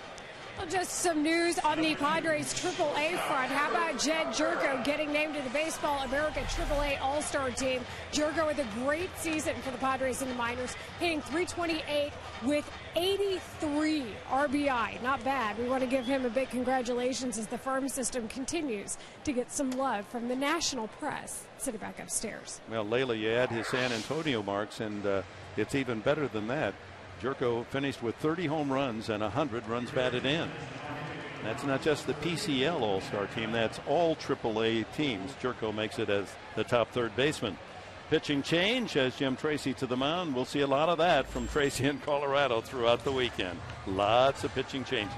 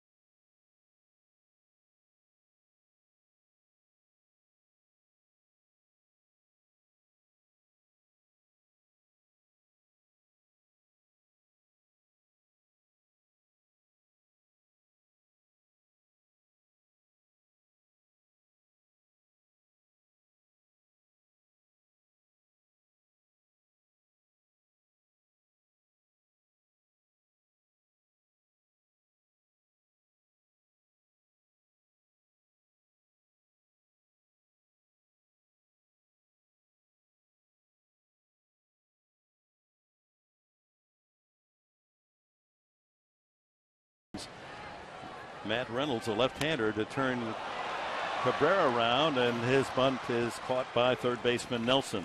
Good idea, gets it down, and that's a bunt single RBI, but Padres waste a lead-off triple. That's 3 straight innings, runners in scoring position, and they can't cut into the 6-4 lead.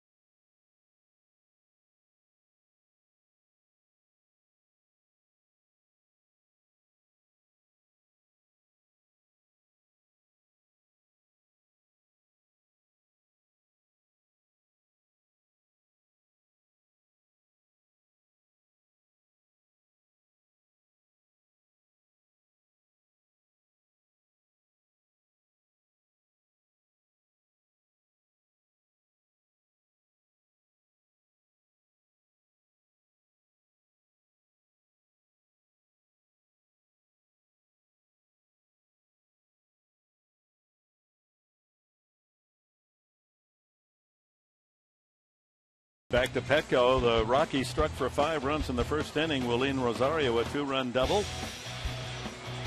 Made it 2-0, and Jordan Pacheco doubled inside the bag at first base for 2 more. And a 5th run scored on Nelson's infield hit to make it 5-0 against Cashner. And then Alonso answered with a grand slam, his first big league grandmaster, to make it 5-4. And Chris Nelson crushing one, second deck deep left center, to make it 6-4. And that's where we stand as action moves to the top of the 5th inning. Anthony Bass on the mound for Cashner takes the first pitch into the strike zone to Jordan Pacheco, with Colvin and Nelson to follow. 6 runs, 10 hits for the Rockies. 4 runs, 5 hits for San Diego. Pacheco a 2-run double to knock in his 44th and 45th runs. 1 hopper to Forsythe. It had a lot of spin music on it. 1 out, and we go to our AT&T trivia question concerning Tony Gwynn, 97 National League batting champion at 372, who finished second to Tony that year. Larry Walker, not a bad hitter, 366.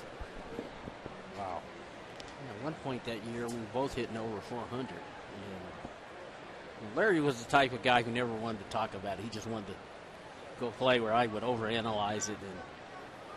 And we really kind of came down to the last couple of weeks before we got some separation, and I ended up winning it. But Larry Walker was a great player in this league. Tony, what was the year where you were injured and you had to, remember when the like Cabrera's going through right now? Yeah, where you had to add it at bats. Right. I want to say 95, 96. Because Ellis Burks was the guy you were chasing. That he was chasing me. And, okay. And I finished like 4 at bats short of qualifying. Lifted by Colvin to center. Lazy fly ball for MAYBIN. 2 away.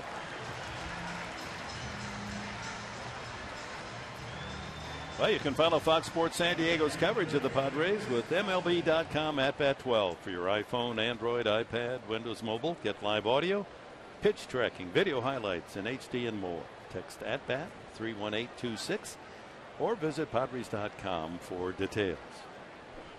2 outs here in the top of the 5th. Chris Nelson, 2 for 2, an infield hit drove in a run, and a long home run, his 9th of the season, to make it 6-4 back in the 3rd.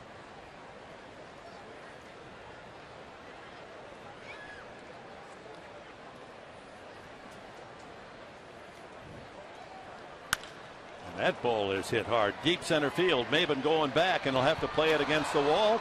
It short hops the wall, and Nelson's into second base with a double. He's a triple away from the cycle tonight. That ball was a tee shot to center. What he's shown tonight is he's got a nice short stroke working. He's hitting some mistakes, that's for sure. Great extension. How about him? 3 for 3 tonight, as Dick mentioned. And hitting 7th in the lineup tonight for the Rocks. When Cameron MAYBIN pulls up because he can't catch it, you know somebody's hit the ball hard. Didn't have enough time to get back on he that did, one. He did not. Brings up the second baseman, DJ LeMahieu. He's been up twice and 2 infield hits. We just know as we move forward, ladies and gentlemen, the Rockies have a ton of guys in their bullpen. Oh. So it's a good chance you're going to see a different guy in every inning. Guillermo Moscoso is warming up now. Pitcher spot is due next. Charlie Blackman with a bat. I count 13 guys in the Rockies bullpen.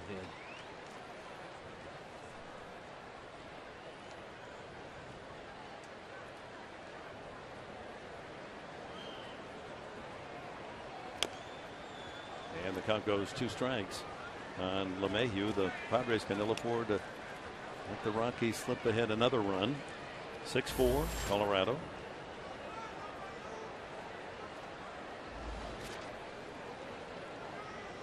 This is a team that the Rockies, without 3 of their star hitters, nevertheless is second to St. Louis in team hitting this year. They're showing it in this first game of the series tonight. 1-2. I want an appeal on that one. Carney Lands for that guy the can hit a batting little coach. bit, huh? Dick, did you see him with the Angels? Yes, he came up as a rookie with the Angels, right? Back in the Drysdale-Enberg era. Talk about a guy with a lot of movement. Yeah. In his batting stance. I thought he was his younger brother, Joe, the minor leagues. Chase is in the dirt, and LeMahieu will be thrown out at first base. Bass with his first strikeout. And the Padres come up in the bottom of the 5th inning. Venable, Headley, and Grandal to hit.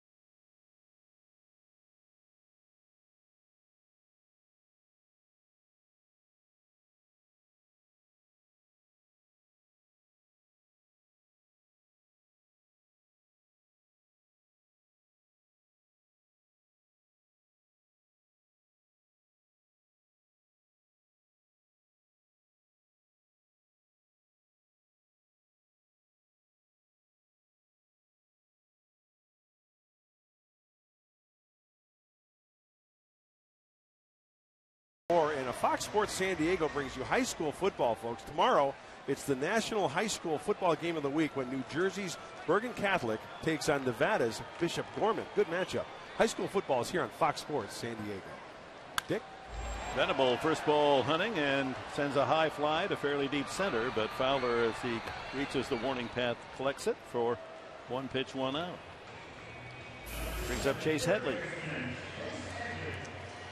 Headley has an infield or has a base hit to right, scored a run in the first, and he's flying to left, turns around, bats right-handed, and here comes Tracy out of the dugout. We're going to have another pitching change.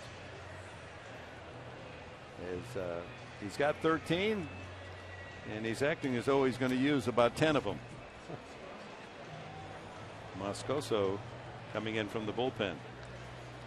A lot of controversy about this whole philosophy of starting pitching and using the bullpen and not having your starters go that far, and just psychologically, what does that do to everyone? I mean, if you know as a starting pitcher that you're basically only going to get 5 innings and you slip a little bit and only get 4, then you can only lose. You can't win a game. Exactly. And how do you fortify your, the whole good feelings about getting a W? And how does that going to settle with your agent come arbitration time? Just a thought. Yeah. But you know what, though? There's another philosophy, I think, when we talk about the 90-pitch plateau, which they're going to go into spring training next year with that philosophy. Now, there's a couple ways of looking at it. Dick, totally understand the way you feel. But there are pitchers out there that probably think, okay, you're going to give me 90 pitches. I'm going to attack the zone because I want to go 5 or 6. So it might put it in the back of their mind to where I'm going to be really aggressive, pound the zone, and try to throw good quality strikes so I can get into the 6th inning. I think part of that is also sitting in Coors Field and watching these guys nibble. You just 90 pitches sometimes in Colorado goes like that. And he's, I think he's just trying to get these guys to realize, hey, you got to be more efficient.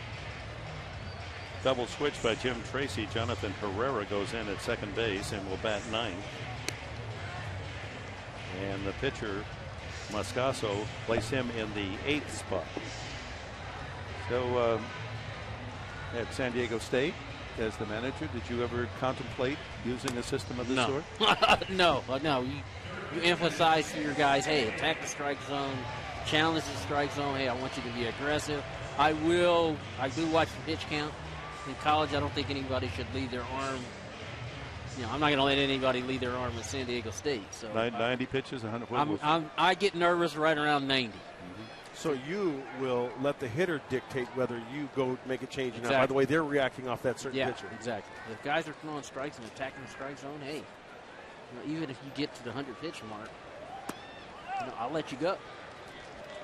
And I'm sure Jim Tracy has seen a lot of games at Coors Field and seeing guys not really wanting to attack the zone, and this might be his way of saying, hey, this is what we're going to have to do until you guys learn to attack the strike zone. So Moscoso comes in and turns Headley around to what has been statistically his stronger side, left-handed. 1 out, bases empty, 5th inning. Padres trailing Colorado 6-4. The other part of that is there's no other park in the big leagues like Coors Field. I know Jim Tracy has seen some things. We only have to go in there 9 times a year, but when you play 81 games in Coors Field, humidor or not, and that's the look I'm sure he has when you see guys constantly falling behind the count, walking guys, putting hitters in situations where it's a little bit easier to swing the bat because guys aren't consistently pounding the strike zone. 3-1 Headley.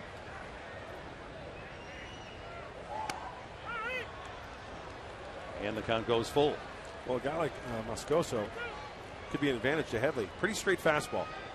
90 to 94. He's a fly ball pitcher as well, so that works to the advantage of Headley.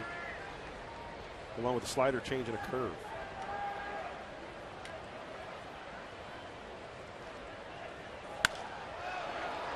Sliced foul down the left field line. Just thinking back to this season and how it's flown by, it hardly seems possible that during the course of this year in the play between these two teams, Jamie Moyer beat the Padres. That seems like 10 years ago, doesn't it, though? Wow. I forgot all about that. Lives here in this area, becoming the first 100-year-old pitcher to win a major league game. 3-2. Line drive, base hit. Oh, Headley's aboard on his second base hit of the night. And that'll bring the tying run to the plate. Yasmani Grandal. Nice nice hitting by Chase Headley. Again, he just lets the ball get in on him. Gets jammed. Strong enough to get it out to the outfield again. One of those things that Alonso Powell talked about. In the 0-2 strikes, you got to be a little bit defensive. You got to let the ball travel a little bit deeper. And this time inside, Chase Headley pulls this ball in the right field for a base hit. Grandal a walk and scored on Alonso's grand slam in the first. He struck out his last time. Ball one. I just noticed that Yasmani Grandal is wearing the number that the gentleman who threw out the first pitch wore in 1998, number 12, Steve Finley. It looks like Steve can still play. Yeah, Steve looked great. Always kept himself in great shape.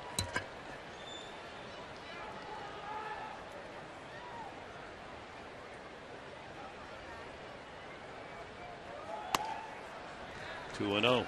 I called Steve Finley the Greyhound, the Whippet, because I mean he could go get him and he could run. Oh. Run like the wind. Oh, best defensive center fielder I played with. I mean, he could go. Yeah. Greg Long and left, and me and right, we just told Fins, hey, you got. We'll cover the corners. You take the middle of the diamond. He was that good.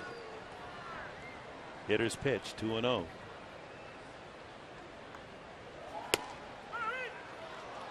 '91. Looked like a cutter. He's been calling that low pitch tonight. That's a pitcher's pitch right there. That's right at the bottom of the strike zone. And when you're ahead in the count 2-0, you're hoping he elevates something. And that's knee-high cheddar right there, bottom of the strike zone. One out, Headley at first. And then the breaking ball on the inside, well, almost middle of the plate. 2 and 2. Again, as a hitter, sometimes it works against you getting behind in the count because his first two aren't close to the strike zone. He feints 2-0 knee high, and the last thing you're thinking he's going to try to throw a breaking ball right here, and he does. He throws it right in the middle of the plate for a strike. That's off the plate, and the count goes full. But again, good discipline by these young Padre hitters. Again, that's the hardest part for young guys usually to get. That's one of the last things that comes to young hitters is that discipline that, when you get behind in the count or you're down in the count or you're willing to wait it out to get a pitch to hit. We talked about Forsythe earlier. We talked about Alonso earlier. These young guys are starting to get that, and they're going to be better because of it.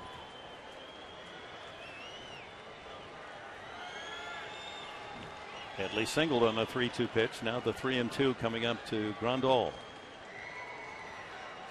Headley goes and it's pulled foul. Looked like he went to a curveball there. He stayed back on it nice too. Wasn't out in front. Headley got a good jump. So the Padres, after the grand slam in the first by Alonso, have had base traffic every inning, unable to add to their 4 runs, including a leadoff triple by MAYBIN last inning when he died at third. Now a 1-out single Headley here in the 5th, and the full count again. There goes Headley. Ball 4. Good at bat. Grandal walks for the second time tonight. So the tying run is on, and like we promised earlier in the game, it's Miller time. Brought to you by Miller Lite. And what's more effervescent or bubbly or sudsy than a grand slam home run? Yonder Alonso's first big league grandmaster to make it a 5-4 game in the first inning. 8th home run of the season for Alonso. He's up there now with 2 men on and a chance to do more damage. So Moscaso has come in to give up a single to Headley and walking Grandal. Very cute right there.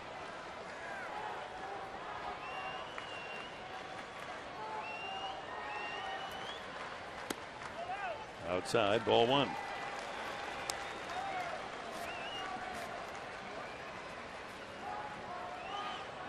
Good rookie numbers, 271, 8 homers, 53 runs batted in.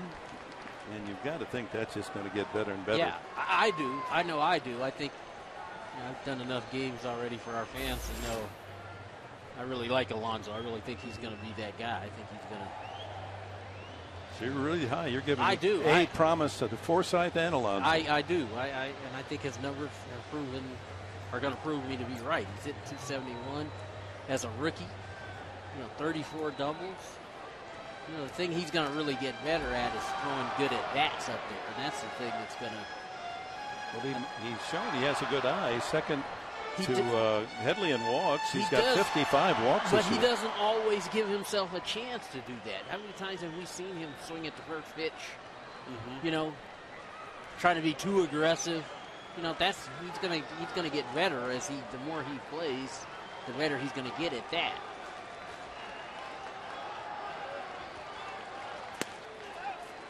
Two and 0. And again, sometimes they just aren't going to give you something, what you're looking for.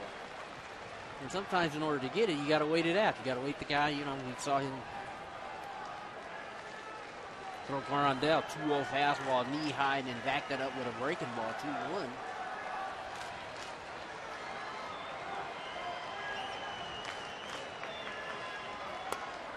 Three and 0. Well, whatever it was, Bo McLaughlin, the pitching coach for the Rockies, went out and talked to Moscoso, and he did most of the talking. He made his point, and he's not making his pitching coach look good right now, falling behind 3-0. The other thing that's going to happen, somebody's going to get up in that Rocky bullpen in a second.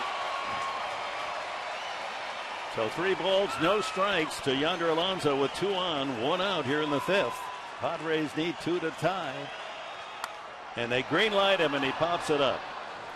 Infield fly rule is called as second baseman Herrera makes the catch. Yeah, they gave Alonso a chance to have a meaningful swing. Here's the thing with that. 3-0. If he throws you a strike 3-0, you're going to get a strike 3-1. And again, that's youth right there. That's experience will tell him later on that if he throws a strike 3-0, he's got to come back with a strike 3-1. I'm going to get something good to hit. I don't necessarily have to swing at this pitch unless it's the one I'm looking at. Got under that and pops it up, and Logan Forsythe now steps in, grounded out, flied out. Padres with runners in scoring position in the 2nd, 3rd, 4th, and again here in the 5th inning. In the dirt, and the runners are going to try to advance. Might be a play there, and just in time is Headley to slide in. Grandal elected not to go. Chase Headley does not have blazing speed, but it's good recognition. The secondary lead, the ball in the dirt, you see daylight, and if you commit yourself, sure it was a high throw. It would have been close if it was a low throw, but he made that commitment when he saw daylight between catcher and baseball. Good direct slide. Yeah. So 1st and 3rd ruled a wild pitch. And that's one of those things that coaches talk about, anticipating that ball in the dirt. He did. He got a good jump, was able to beat the throw to 3rd. 90 feet closer to home plate. High strike, 1-1.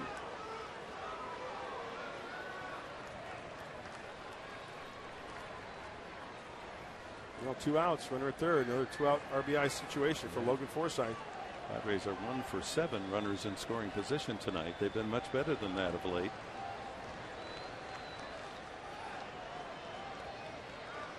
Trying to chip away at that 6-4 Colorado lead.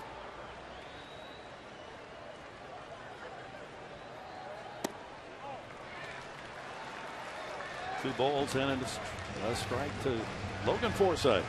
Cameron MAYBIN on deck. Randy Jones right over his shoulder. And the old pitcher, I know he's frustrated with this pace. Oh, you think? Yeah.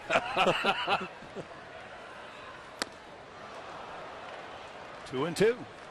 Looked like he had the right idea there, and then the fastball away. Trying to shoot it to the right side.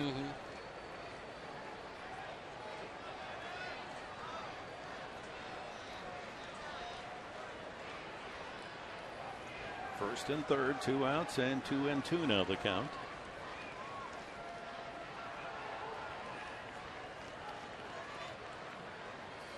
Struck him out. The Padres leave a man at third again, so opportunities lost inning after inning, and it remains 6-4 Colorado.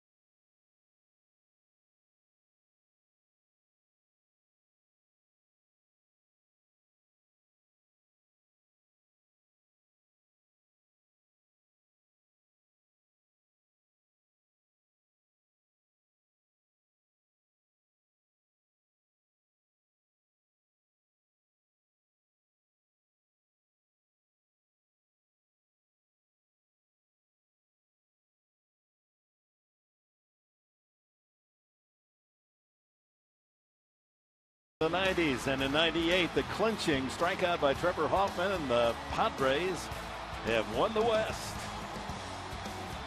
Hey, who's that number 8 right in the middle of it all? Mark Sweeting.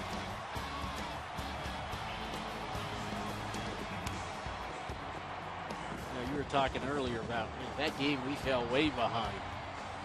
We fell way behind in that game, and we knew we were going to clinch. I don't think any of us thought we were going to come back and win that game and clinch that night. Well, Joyner hasn't changed at all, has he? No. So you're down 7-0 and won the game. So we were down, and guys came back and got us back in the ball game, and our bench came in and ended up winning it. Jonathan Herrera batting in the 9th spot, the second baseman, and then Fowler and Rutledge against Anthony Bass here in the 6th. Bass picking up from Andrew Kastner, who went 3 2/3, gave up 6 runs on 10 hits, no walks, 2 strikeouts tonight. Softly hit, tricky little one hopper that Forsythe gathers for the first out. Well, our Hall of Champions up in Balboa Park, a great exhibit of baseball. There's a whole wing of Ted Williams, and of course the Padres in '98. If you haven't taken time to enjoy all that's up there, everything from the Old Globe to the Aeronautical Museum, but Hall of Champions, it rates with national galleries, sports galleries, our own little San Diego. I shouldn't say little, it's a big museum with terrific artifacts, and saluting all the greats in all the sports. Yeah. Well, Dick and I are both Ted Williams fans, and I got to hold his bat at the Hall of Champions, and they got some really super stuff in there. Shot by Fowler, and Bass, that'll take him right to the tag, but instead he flips underhanded for the out to first base, and Fowler is gone. I just get chills when you walk into that Hall of Champions, and certain, Archie Moore, and, golfers like Patty Berg and Gene Littler, all the baseball memorabilia. Of course, Ted, you just you close your eyes and you can imagine all the great things. I mean, it's I think a $5 ticket or something to go in there. I mean, you can get a ticket that'll allow you to go to all the museums. And I mean, I tell people, one day at Balboa Park is not enough. There's just way too much to see up there, and it's almost walking distance from where we sit right now. One of my fondest memories of the Hall of Champions is, and you guys have both been there in this situation, going to Mr. Breitbart's office, and he would bring out Ted Williams' bat. 400. Got to hold it. Put his white gloves on. Oh. Ground ball to third, chest foul as Josh Rutledge flirts with extra bases. I mean, to hold that bat that he actually used. The other thing, he loved to pull out the a little coin, a metal coin that had a 3 on it. And he'd ask him, "What do you think this is? What do you think this is?" And what it is the marker over the locker of Babe Ruth. You had the little metal number 3. You had your number not painted up there, but it was in a metal form. And somehow he collected that as well. Tried to walk off with it one day. I think he kept it in his wallet. Because I remember it was always close by. I remember going to his wallet and saying, "Hey, Mark, guess what this is right here?" That was something else. And Ron Fowler, one of our new owners, when he got very emotional on the day they announced the ownership change, and remember he was up there. We asked him, "Why did what happened there?" The tears, and he got teary-eyed again. He said, "I was thinking of Bob Breitbart." Yeah. What a great answer. Yeah. Bob Breitbart did so much for this city. So much. Built the arena. He was responsible for the sports arena. All that he has done up in the Hall of Champions. Giving back to our sports community, not just a professional, high school, college. High school. He had his. That ball's hit well by Rutledge. Back goes Amarista, and the little man is tall enough to make the catch. Rutledge just missed a home run, and the score remains 6-4 as the Padres come up with the bottom third of the order, including Amarista, in the last of the 6th.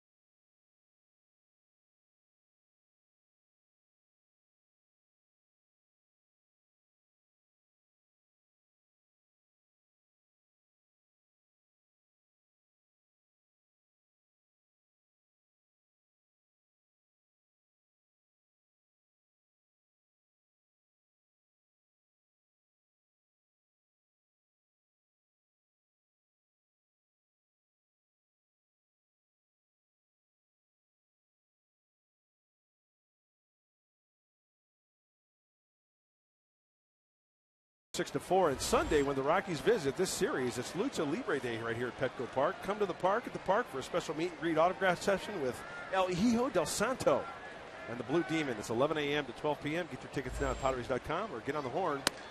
Dial 619-795-5555. And Mr. Enberg's got his Lucha Libre mask ready to go for that day. Can't wait. In my next life. Here's MAYBIN, tripled his last time off Colvin's glove in deep right field. Amarista and then the pitcher's spot. Line drive, base hit. That's the way to start the inning, and the Padres again have base traffic as they try to catch the Rockies, who jumped out to the 5-0 lead and now lead at 6-4. We're calling on all resources. President Tom Garfinkel has San Diego Chargers owner Dean Spanos as a guest tonight, and France's gift to culinary arts here in San Diego, the owner of Mill Floor, and Bertrand and Mr. A's, Bertrand Hug. So there'll be some good eating if the Padres can pull this out. Yeah. It's good to see those guys. Good luck to the Chargers against the Titans this weekend. Get out 2-0. Amarista takes a strike. He was up with MAYBIN at third and no one out last time and struck out swinging. Fly to center and struck out tonight. Padres have had great success from the bottom end of the order throughout this winning streak of August and September. That ball is hit well to right field. Colvin going back, well back, and he has room. Oh, that was one at bat too late for Amarista, and good base running by MAYBIN to tag and go to second.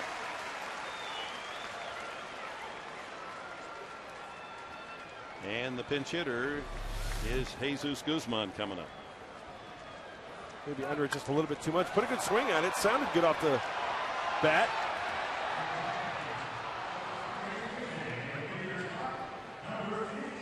Amarista thought he gotten it all to tie it up. Jesus Guzman batting for Anthony Bass. Runner at second, one out. It's second, third, fourth, fifth, and now the sixth inning. The Padres have had runners in scoring position, and the Rockies pitching coming up with the right stuff and denying.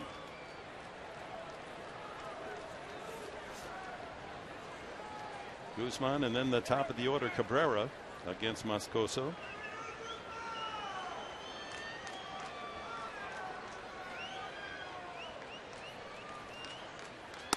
Ball one.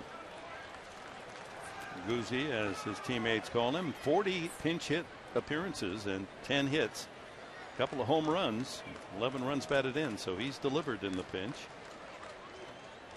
It's really a good ratio, too. I mean, 250 pinch hitting. Doesn't sound like a lot, but that's a tough situation. Yeah, this is the toughest situation to be in as a hitter.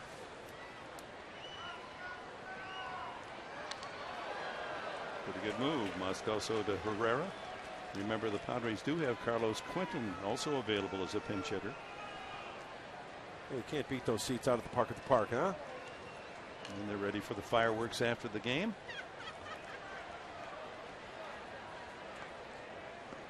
Where you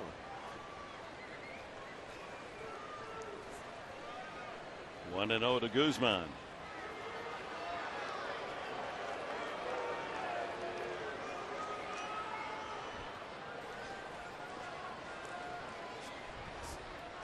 MAYBIN ready to roll from second base.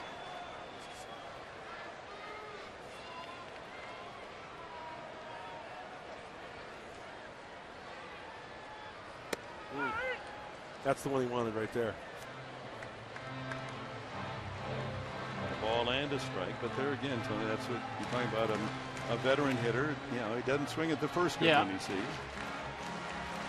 The cardinal rule really is, as a pitch hitter, a lot of times guys used to say, hey, you want to hit the first fastball you see. And sometimes, you know, like he had just tried to pick MAYBIN off at second base. That last time, he didn't even look at MAYBIN. He just went straight to the plate. Breaking ball misses. That would depend on the pitcher you're facing, though, wouldn't it? Like the first fastball. Yeah. If it's a closer who's got that wipeout pitch. Right. So there are some. Rob Nin comes to mind. Right exactly. Away. When I was pinch hitting, you face a guy like Rob Nin, you want to hit the first fastball. You don't want to have to hit his slider. But, you know, you come in the middle of the game, and you're facing, you know, really not a closer, but a guy who, you know, probably trying to eat up a couple of innings. You can afford to be a little bit more patient. 2 balls and a strike to Guzman. That makes it up into the top tier.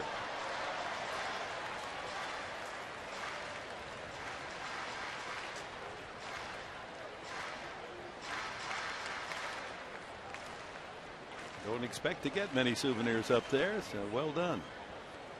Howdy, Tex. Chuck Norris in the house. Looks like Logan Forsythe's brother. Yeah, it does. Hey, Napoleon Dynamite here as well. Thank you. Enjoy the game. Hey, vote for Pedro. 2 balls and 2 strikes. That ball hit pretty well to left field. Did he get it all? Back goes Gonzalez to the wall, and he's got room. Oh, my. A couple of deep outs. Amarista to right and Guzman to left, just missing. I thought he had it. Just a little bit out in front of it. See his back foot come out from on that swing. That's okay. He's still okay because the path to the bat, see, he's just a little bit out in front of that. And I would guess, Tony, by looking at that swing, when the back, you're out in front, so the back foot naturally comes out from under you, you would lose some power, right? Well, yep. But you know, you're expending so much energy trying to get your arrowhead out there, and you get so far, that's when your back foot usually comes off the ground. Nick Vincent is throwing in the Padre bullpen, so he apparently will come in the 7th.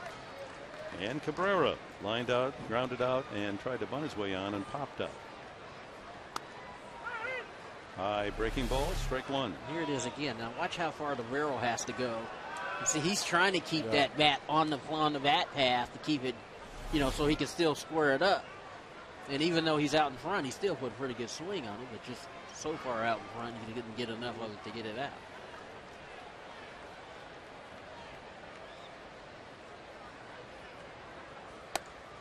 One and one. If Cabrera can keep it going, Will Venable is on deck.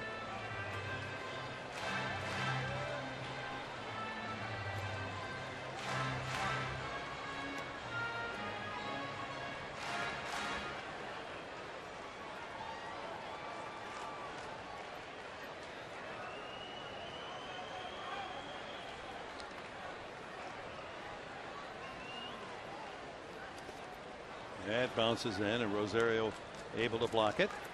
2-1 to Cabrera. You know, guys, I had to do a double take. I got a trivia question for you. 1998. What do you think the price of gas was? About $1. Tony? $1.06. $1.06. I was going to say $1.10. Can you believe that? Yesteryear. Hey, guess what a gallon of milk was? $3.16. Back then? Yeah. What's it then?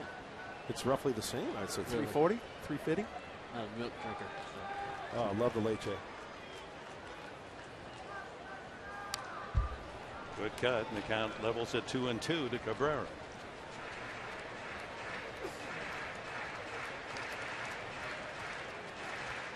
$1.10. Wow. $1.06 for a gallon of gas. I remember guys in the clubhouse whining about, I gotta win $1.10 a gallon for gas. Anthony Bass looking on. His night is through. He Bass did a good job coming in. worked 2 1/3. Kept the score at 6-4. Padres have had opportunities. Yep. Still plenty of time. Strike 3 called, and another man left in scoring position. 5 straight innings. Padres leave a man out there in scoring position.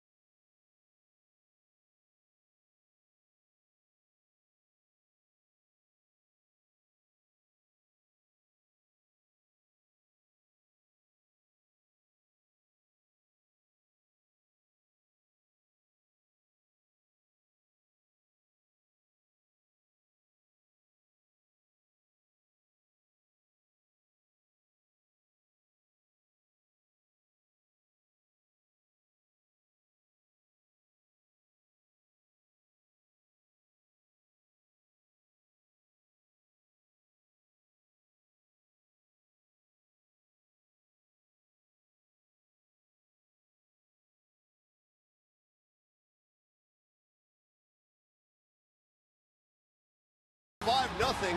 Yonder Alonso would answer in the bottom of the first with a grand slam, the first of his career. Right now it is 6-4 in the top of the 7th. Mark Sweeney, Mike Pomeranz with you. We're going to talk about that in the post-game show for sure. But Yonder giving his chance, a chance at this one. Yeah, after that big top of the first inning, coming back and getting that 4 spot was really big for the San Diego Padres. Great swing by Alonso. So when we see in a post-game show, we'll talk about that. Also a little chat with the Colonel, Jerry Coleman, his big day tomorrow. Don't forget about that. And our instructional today, hitting with 2 strikes, how to do it properly and how not to get so nervous that you can't produce in the batter's box under pressure. Also here for the manager, Buddy Black, after the last out this evening. Oh, Alonso giving the Padres a grand slam and a walk tonight. But the Padre offense stuttering with and sputtering with men in scoring position. 1 for 10 tonight. Gonzalez, he's 2 for 3, a couple of singles. Then Rosario, a single and a double. And Pacheco, a 2-run double. Face Nick Vincent here in the top of the 7th. Well, for as many times Nick Vincent has been up and down, he's had a fine year. See those numbers at the big league level. And, you know, we had him on the other day for an interview, and he just takes it as if he's pitching in Tucson, pitching in the big leagues. His concentration is throwing good quality strikes, and he's done just that. Wearing Joey Hamilton's number from 1998.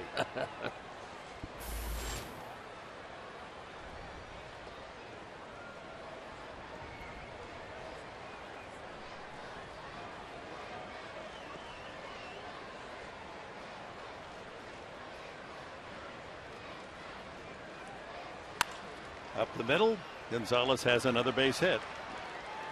He finds the holes. 3 for 4 for Gonzalez. Hey, Padre fans, don't miss Padres shirt off their backs, presented by Saquon. Purchase a $1 scratch-off ticket. This is really awesome what the Padres have done for years. At your next Padres game or at the Padres ticket windows on non-game days for your chance to win a camouflage jersey from a Padres player or coach. That's going to take place the last home game, Sunday, September 30th. All proceeds will benefit the Padres Foundation. Awesome event right there. We came up with that. Yes, Padres yes, you did. Yeah. Padres came up with so many ideas that people use all around Major League Baseball, but Padres never get credit. Ooh. Rosario spins out of there. He's got an RBI double, scored a run, and he singled 2 for 3. And Headley took a double away from him with the best defensive play of the game, diving behind the bag on the line to throw him out last time up.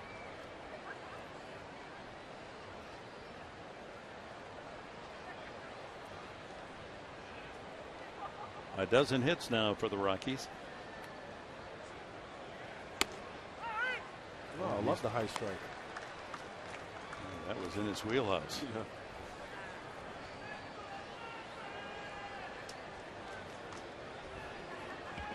Rosario, only 23 in the Dominican Republic. Looks like they've got a catcher for many seasons to come. First time he's been fooled all night. It's the first bad swing he's taken tonight. I think I was kind of surprised he didn't swing at the pitch before, but he comes back with a slider. What do you mean it's time for no food, huh? I'm hungry.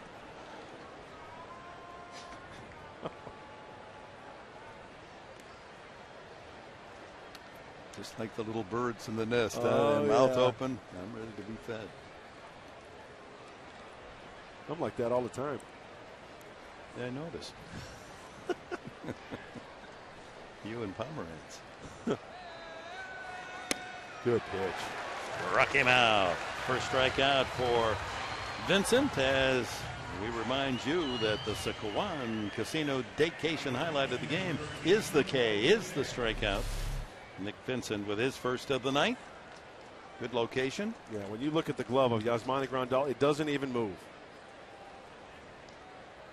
It's called a K.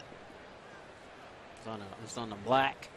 Not very much you can do with it. You hope you can foul it off and maybe get something else, but that's a tough pitch. Pacheco takes a strike. Slider in the inside corner. He doubled over the first base bag going the other way. Knocked in 2 of the 5 runs in the first inning. He's grounded out twice since. Up at Dodger Stadium, Luis Cruz, that third baseman who looked so outstanding when we were up there last, hit a 3-run homer in the 6th inning, and the Dodgers now lead the Cardinals 6-4. Giants, meanwhile, at Arizona with a 5-1 lead in the top of the 8th. At least right now, it doesn't look like the Giants are going to falter. They might be playing their best baseball of the year right now. Leading the Dodgers by 7.5 going into tonight's play.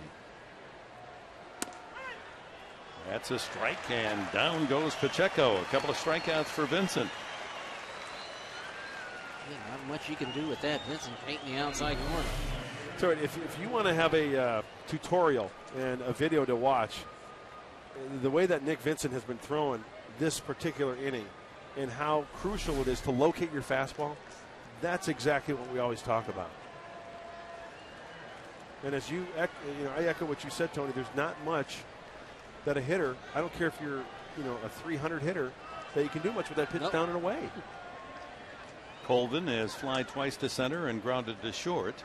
Runner goes. Grandal's throw off the glove of Cabrera, and a stolen base for Carlos Gonzalez. That's his 19th. He leads the team in that category as well as almost every other offensive statistic. In fact, he's one stolen base now away from a 2020 season. That would be 3 consecutive years at Cargo with 20 home runs, 20 steals. I think if Cabrera catches this ball, they're going to get him out. Yeah, the tag would have been right on the helmet, I think.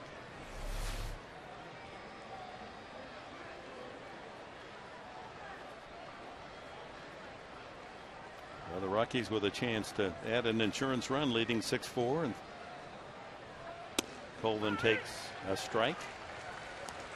He's painting, isn't he? Yes, he is.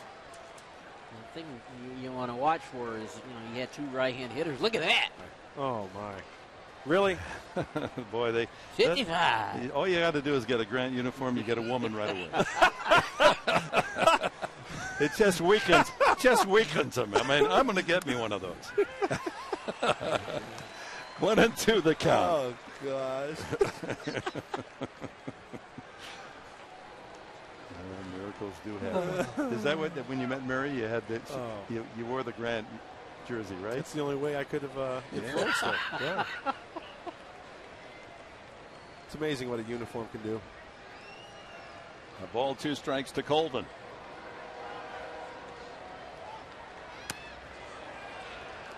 Foul tip in and out of the glove of Grandal. Vincent's a pitch away from striking out the side after the leadoff hit by Gonzalez. Again, you see the swing right there by Colvin. I mean, he painted that right on the outside corner. He's lucky. Sometimes that's all you can do is just foul it off. Hope you can get something a little bit better.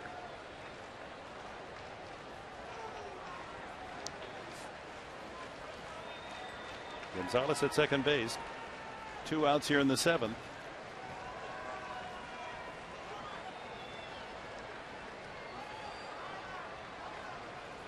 Struck him out. Nick Vincent strikes out the side after the single by Gonzalez. Rosario was first. Step up there, Pacheco. And finish him off with Colvin. Strike out the side.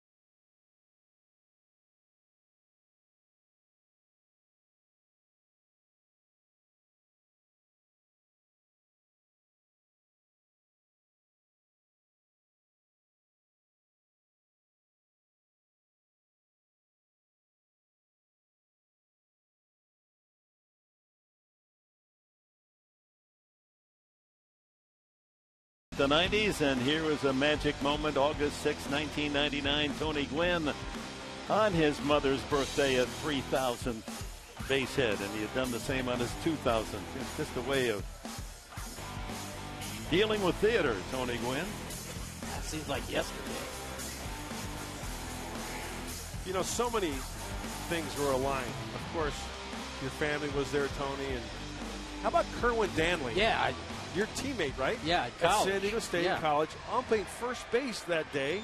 I didn't even see him until he walked up on me. I was so locked into the moment. I didn't even know he was at first base. And he came up and gave me a big hug.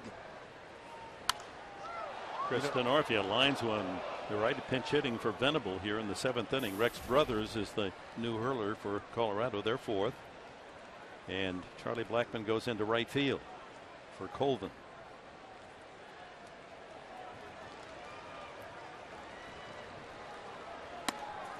Hey, Dick, this was your pick to stick, right? You picked Venable because of the right-handed Denorfia. So you get Denorfia, yeah. Yeah, that was some good thinking, I thought. Well, we'll see. They'll get a couple of at-bats. 1-1. Venable had a single in 3 at-bats. Padres need 2 to tie. They've squandered some good chances. They're 1 for 10 with runners in scoring position since the grand slam home run by Alonso, accounting for all 4 runs back in the 1st inning. 303 average, the best of any Padre. Strike 3 call.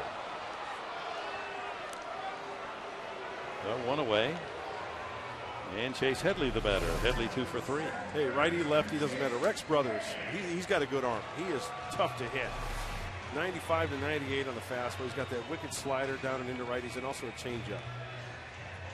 The thing they're doing tonight is they're working the bottom half of the strike zone, or the bottom part of the strike zone. That was good fastball down, knee high.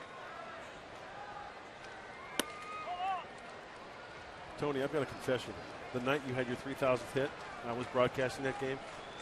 Before the game, I put 2 tickets down on the pass list to be brought down to the clubhouse because I knew, obviously, that was going to be a night, and I wanted a little memento. Yeah. So somewhere in my house, I've got 2 unmarked tickets in an envelope somewhere from you need to bring them here and let me sign them Olympic for you. Stadium. And because I wanted to have a memento from that night. You know, a lot of John Moore, the Padre owner, thought the same thing. You know, he bought extra tickets to bring home to the Padre employees to give to them. It's like betting $2 on Secretariat to win the Triple Crown. You know, not cashing the tickets. Well, you know, it was, you know, we were in St. Louis the night before. I was trying like heck to get it there, and honestly, I choked that night. I should have got it there. I didn't. But it worked out great because the next night was my mom's birthday, and I ended up getting it in Montreal where they don't play baseball anymore. But swing and a miss by Headley. Changeup, and it's 2-2 on Chase with Yasmani Grandal on deck. Again, you get a guy throwing 95 miles an hour, and he comes to a 2-1 changeup.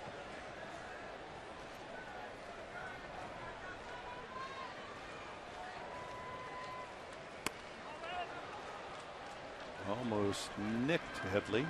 Full count.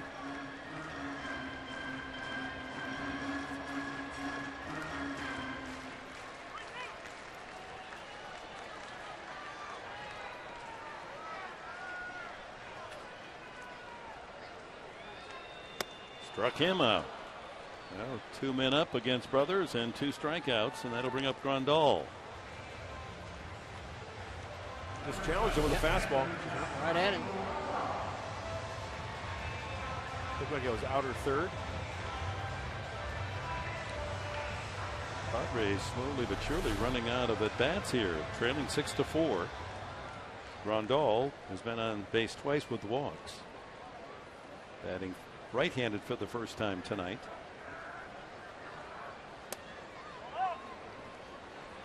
.95 off the plate.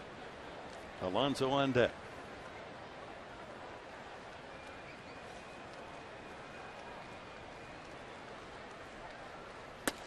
Same spot.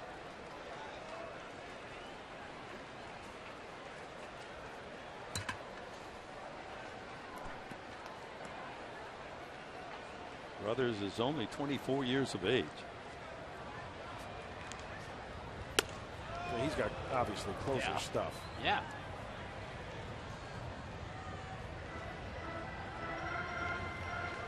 And that great baseball factory, Lipscomb University.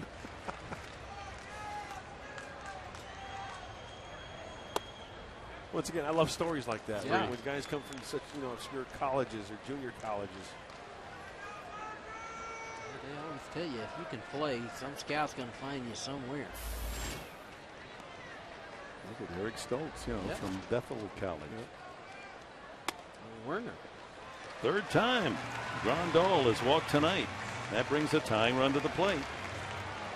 First base runner against Rex Brothers, and Alonso already had a big night with his first major league grand slam home run. He's walked as well, 1 for 2. And Matt Belisle is getting hot in the Rockies bullpen, the veteran right-hander. Belisle, heavily worked right-hander. I think he's pitched more games than any National Leaguer. Fastball challenges Alonso. Good first pitch.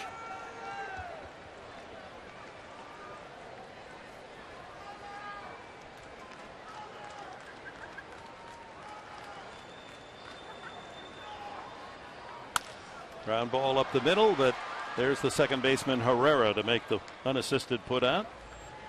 And the Padres leave another. After 7 here at Petco, it remains 6-4 Colorado.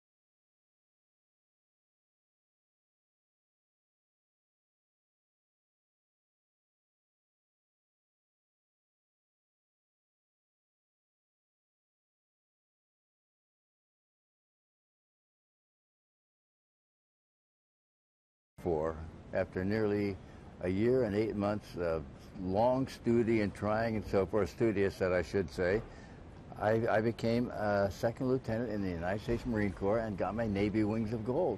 That was the highlight of my life. It really was. Wow. And I've never forgotten. As a single thing that I never thought I would ever be, I became a naval aviator in the Marine Corps.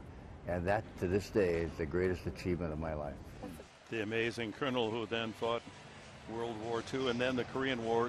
Just think of it, 120 missions and came home safely. The odds on that, carrying a payload on that little one-engine propeller, I mean, the bombs were as heavy as the plane. Yeah. And there was no room for error. You're just lucky if you could take off with all that weight. 120 missions. You know, Tony, you know Jerry better than I, and Dick the same, but every time I see Jerry, it's not the baseball stuff. I am just amazed, and I have to read his bio a little bit more just to remind myself of what he accomplished in his military life. Well, Jerry will never tell you himself. No. You have to talk to somebody else to tell you. And Ted Williams, I think, gave him the greatest compliment you can give a pilot, which was in his mind, he said, that Jerry Coleman, he's one hell of a pilot. Yeah. And, you know, you ask Jerry about it, and he hems and haws. He doesn't want to talk about it. Well, during that interview, and you'll see all of the interview on the post-game show again, Jerry got as emotional as I've ever seen him. And it says volumes about how he feels. And, you know, he resents the word hero applied to him. Yeah. Because the heroes were the ones who didn't come back. And he got very emotional about one of his fellow pilots that he saw crash and die, and he had to confirm that to his wife and children. Well, tomorrow's going to be a thrill, an absolute thrill for us to be here and watch him be saluted with his own statue. And many of you have your tickets. It's going to be a very special day. You can all stand and cheer the Colonel. Brad Boxberger is the pitcher here, and the count goes 2-2 to Chris Nelson. Nelson is a single, double, and a home run, a triple shy of the cycle. He's knocked in 2 runs.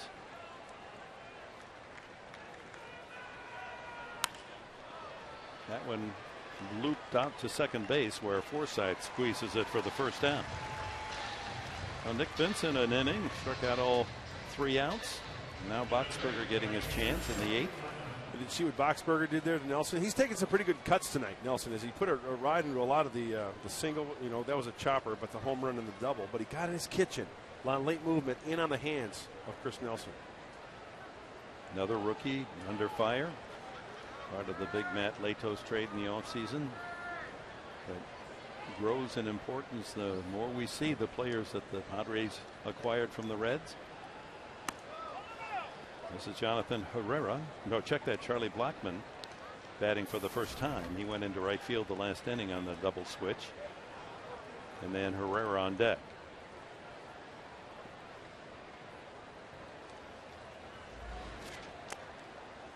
Two and 0.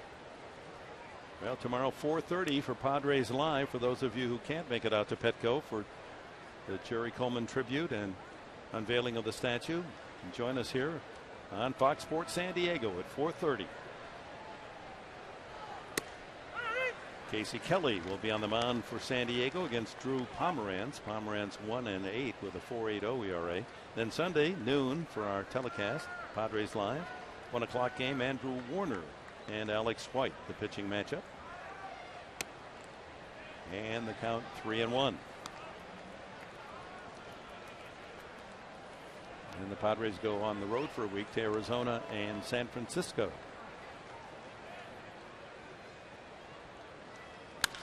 Oh, that ball is hit hard and deep.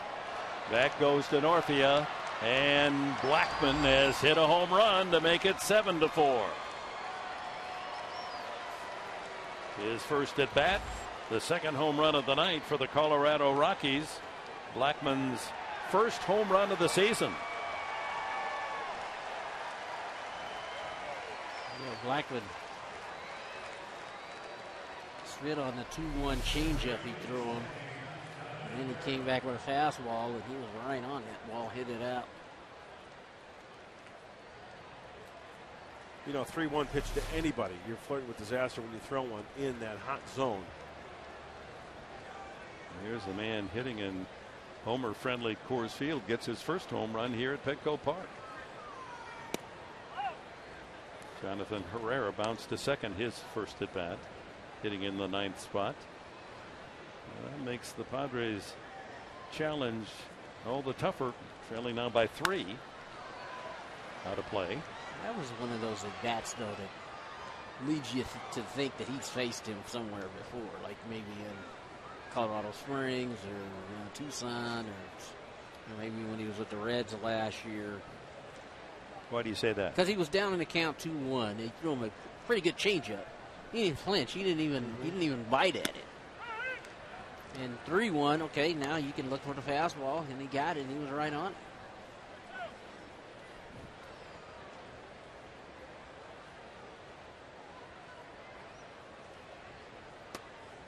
There's change.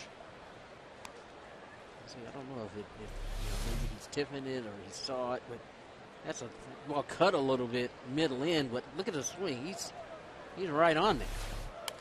Foul back. See, you get 2 strikes and you throw that changeup. Those are the kind of swings you see, like Herrera did right there. He was just trying to survive.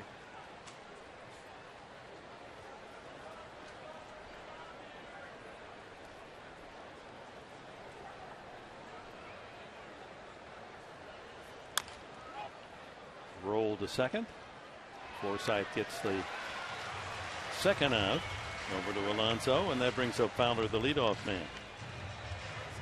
Blackman came up for a cup of coffee end of last year and hit his first and only home run until tonight. Fowler 1 for 4. We got the Rockies off on the right foot the first inning. Seeing eye single to right field. Rutledge was hit by a pitch. Gonzalez infield hit, loaded the bases. Rosario drove in 2 with a double. Pacheco followed, driving in 2 more with a double. Before the inning ended, Chris Nelson's infield hit made it 5-0. Uphill climb for the Padres, and they've not been able to match the Rocky score. Now they trail by 3, 7-4.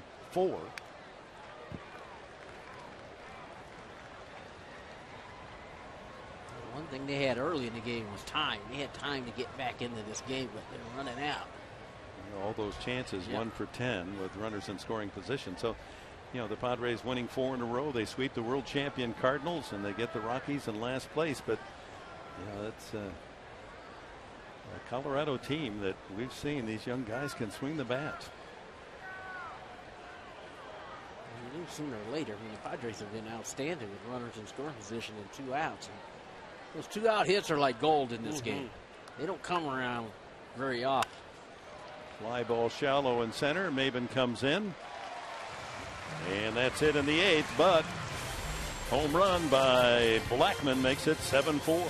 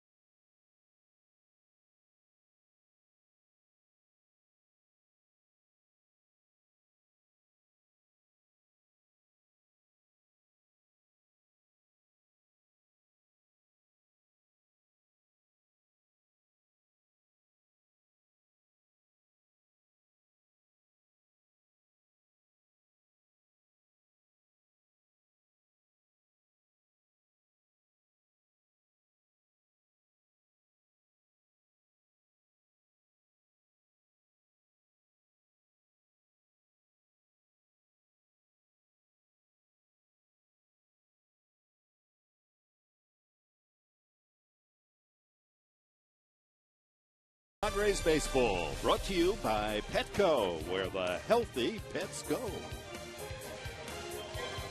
Well, the Gas Lamp District, our friend George Mitrovic, the San Diego ambassador to the world, after the Padres swept the Cardinals, said maybe these are the Gas Lamp gang, these Padres. I like that. Got it. Matt Belisle comes in to pitch the bottom of the 8th inning. Padres down by 3 now. Logan Forsythe 0 for 3 tonight. Grounded out, flied out, and struck out. Then it'll be MAYBIN and Amarista. 72 games, now 73 for Bella. He's a workhorse. Hit to right center, falling in a hurry. Here comes Colvin. And 1 away. Or Blackman, rather, now in right field. Good running catch. And MAYBIN 2 for 3. Single and a triple steps up. Belisle, indeed, with this his 73rd appearance, leads the National League in games. Cameron almost got his average to 250. He's been hitting in the last 22 games at a 400 clip. And that's the best in the major leagues in this span.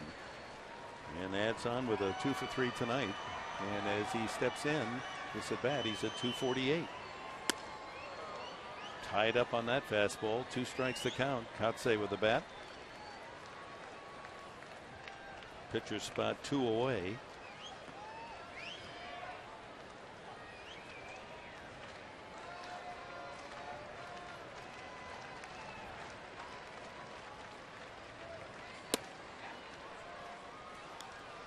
Bilal trying to work the bottom part of the strike zone. Josh Outman, old number 88, getting ready. Hey, now that's a good pitcher's name, right? Yeah, it is. Strike 3 called. MAYBIN caught looking at the knees. Doesn't like the call, but Greg Gibson says you're going. You know, I will tell you this. You guys will agree. Greg Gibson, he's been calling that low pitch all night. Yeah, with a long-legged MAYBIN, that, yeah, right at the front knee. He's been consistent with that. So 2 outs here in the 8th. Amarista the hitter.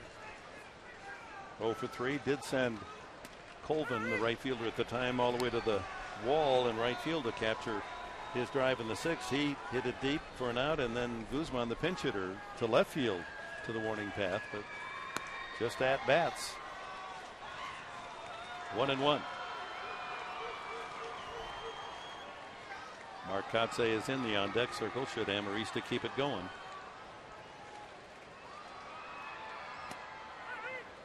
Good hammer. 1-2. Padres have not been retired in order the entire game.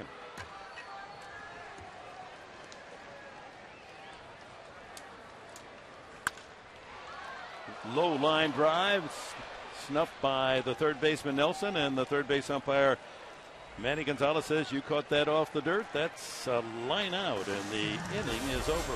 And for the first time, the Padres do go 1-2-3.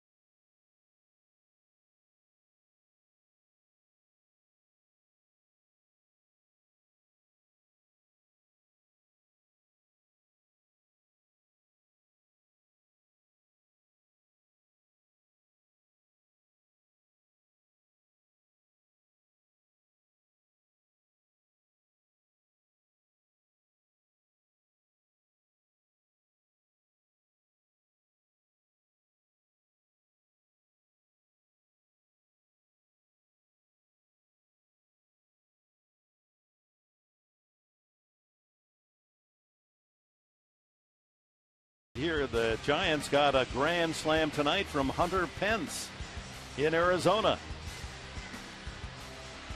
And the first place Giants with a 6-1 lead. They're in the 9th inning. And the Dodgers long ball as well. Luis Cruz. This is a 3-run shot at Dodger Stadium, overcoming a St. Louis early lead at 6-4. Dodgers in the 7th. Boxberger goes to work his second inning. It'll be Rutledge, Gonzalez, and Rosario. Now 8-4, Los Angeles in the 7th. Boy, that ball Cruz hit was way out. Where'd he come from? Out of nowhere, and he's giving them good at bats. Giving them a big lift. Because he was playing short every day before they got Hanley Ramirez. Josh Rutledge hit by a pitch. He's 0 for 3. Flirted with a home run last time up. Sent Amarista right to the wall and left. 2-2. Well, the wild card will keep a lot of teams alive right down to the final week. Atlanta in great position to earn one of the wild card spots in the National League, and then the Cardinals have a 2-game edge over the Dodgers, but a Dodger win would cut that to 1. Pittsburgh, Philadelphia, all in it. San Diego is on the board as well as Rutledge goes down swinging. First strikeout for Boxberger. Atlanta wins again, a tight game against the Nationals, 2-1. A lot of people rooting for Chipper Jones to go out in style, get in the playoffs, the Braves. Well, Gonzalez, one of 2 Rockies with 3 hits tonight. 3 singles for him and a stolen base. Chris Nelson, a single, double, and a home run.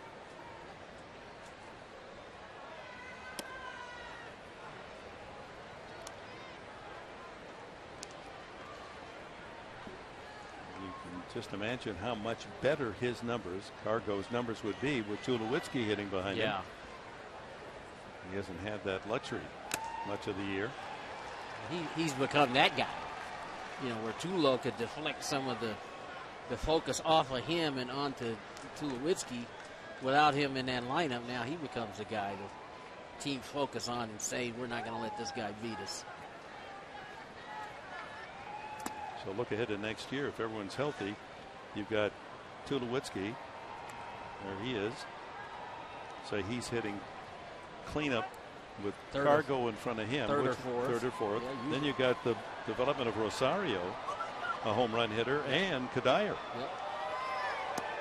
Change up. Well, the key with them, as it always is pitching. You know, you can score runs. Oh, yeah. You know, playing in that ballpark, you're going to put runs on the board. You're going to be an offensive club, but you know you got to be able to shut people down too. And that's with the Rockies. That's always been the issue. Alonso can't handle it, and safe at first is Gonzalez. Alonso, for the moment, had taken a base hit away from Gonzalez. Cargo has another hit, 4 for 5 tonight. You know, Tony, like you were saying, every single year the Rockies are first or second in hitting. Yeah, and then last in the air. You know, they might score 8, but they're going to give up 9. Yeah, unless they expand the rosters. You know, that roster's with 25 guys. You can figure 11, 12, or 13 are going to be pitchers. What's surprising, though, with the Rockies, while they're second to the National League leaders, the Cardinals in hitting, Rockies at 271, St. Louis 273. They're the 3rd worst on the road. They're hitting only 238 prior to tonight. They got 14 hits tonight. Gonzalez can walk to second, and now he's going to hustle over to third on the errant throw by Grandal, who had no chance to get Gonzalez. He just stole that one on Boxberger, who ignored him. So stolen base, that's his 20th, so he's got 3 consecutive years, 20 homers, 20 stolen bases. We just worked underneath that one a little bit and way out of the range of Logan Forsythe. So Boxberger's got some work to do as Buddy Black will bring the infield in.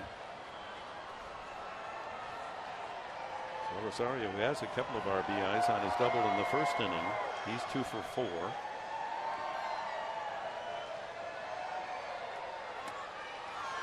And 2-0 the count.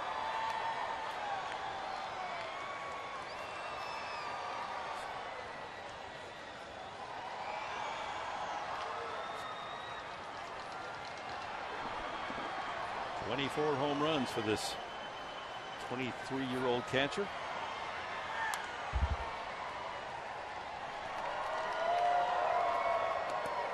The other thing about Rosario, Dick, is he's only got 330 at-bats. We're talking stretching that out over 500 at-bats. You're talking 35 home runs. So pretty good rookie year. Yeah, I mean, you're going to work like crazy to get him to where he's pretty good defensively, but you've got those kind of offensive numbers. A late call strike from plate umpire Gibson, 2-2.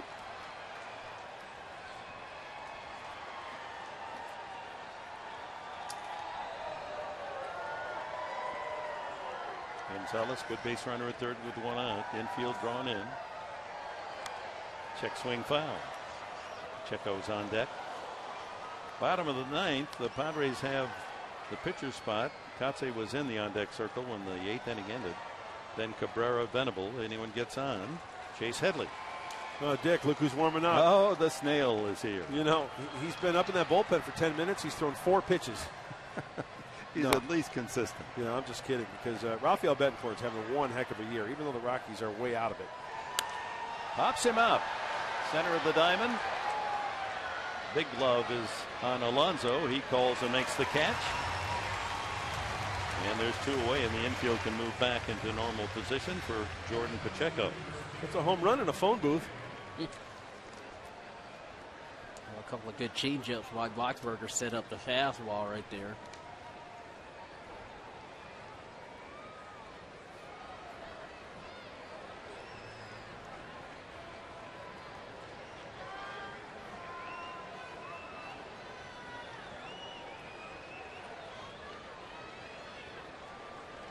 Pacheco doubled over the first base bag for a couple of runs in the first inning. Takes a breaking ball for a strike. And is grounded out twice and struck out.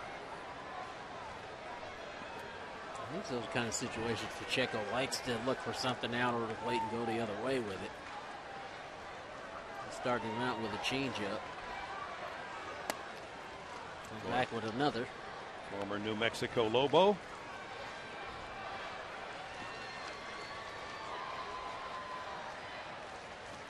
Boxberger trying to check the Rockies at a 3-run lead, give the Padres a chance in the home half of the ninth.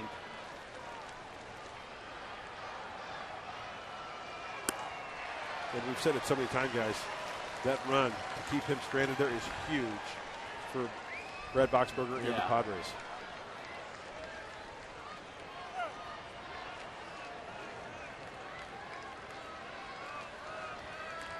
Padres have their 4 runs on a grand slam. Try to keep within grand slam distance of winning it.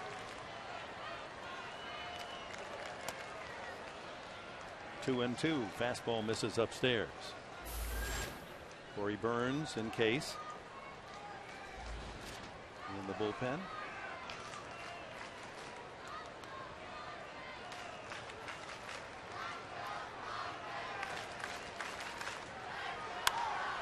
Fly ball to right. Northia is there. And he pitches around. Trouble does Boxberger in the ninth. Padres last call. They need 3 to tie.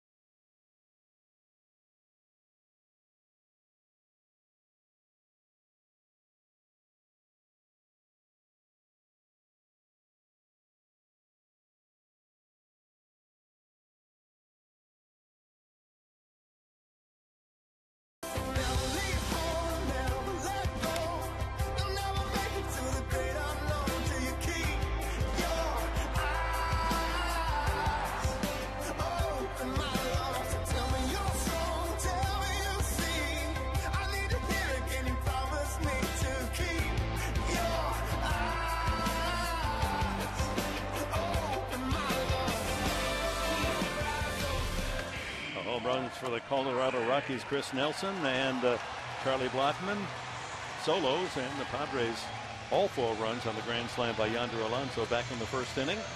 Rafael Betancourt, the one Colorado Rocky pitcher with an ERA under 3, and he's in a save situation. It would be his 29th of the year. He's having a good year.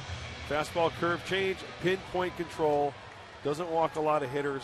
He's usually around the plate, not overpowering by any means. Low 90s.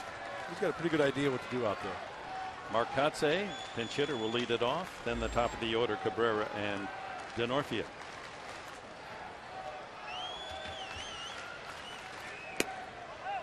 Ball 1.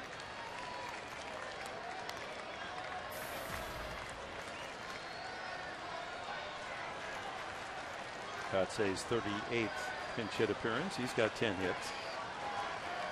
One of them a home run.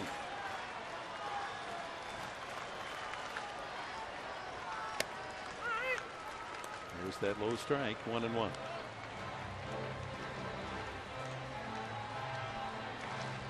Cabrera, then Denorfia. Anyone gets on Headley here in the last of the 9th as the Padres' 4-game winning streak threatened.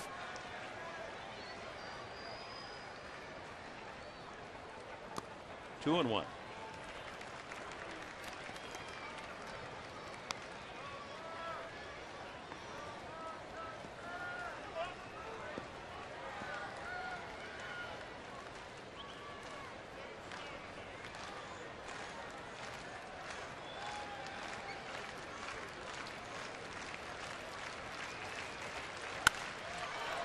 Slicing into the crowd down the left field side. 2-2. Betancourt's one of those pitchers to where every pitcher has their safety zone where they feel comfortable. I think the Betancourt, it's down and away, down and away, down and away, whether it's righty or lefty. I agree.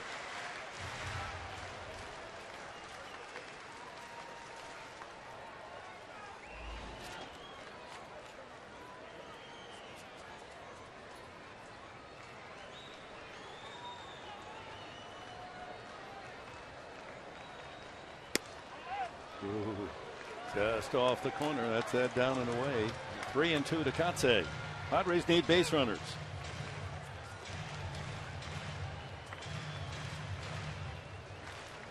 Mark said Betancourt going for the outside corner right there. Didn't get it. And it was outside, according to Fox Tracks.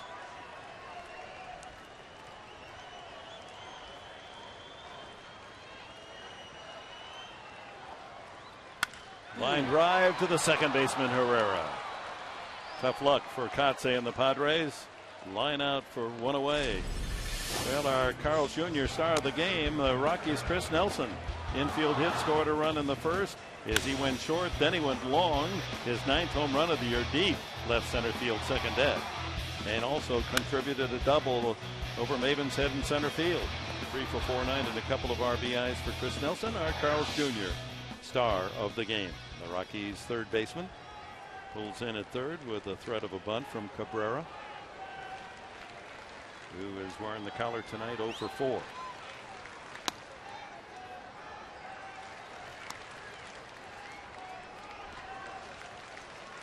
We were talking about Betancourt working the outer half. Well, that pitch to Kotze was in the middle of the plate and it got hit hard. He hit it right on the button. Just happened to be right at Herrera, the second base.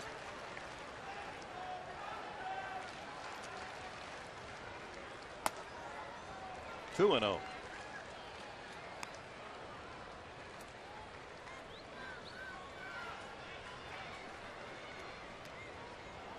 Padres were looking for a win tonight that would level their record against the NL West for the season. They're 28-29 against division opponents. 2-0 swinging and foul ball to play. Well, be there when your Padres take on the Giants Friday, September 28th at 7:05 for Hispanic Heritage Night presented by Verizon. Get to the park early. Enjoy a pregame party with music, art, culture, and fun for the whole family. Get your tickets now at Padres.com or on the horn at 619-795-5555. That'll be the final homestand, folks. There's still games this weekend and then 6 left after Sunday. 2-2 at the end of the month. It'll be the Dodgers 25th, 26th, and 27th, Tuesday, Wednesday, Thursday, and then the Giants will close out the home schedule Friday, Saturday, Sunday, 28th, 29th, and 30th.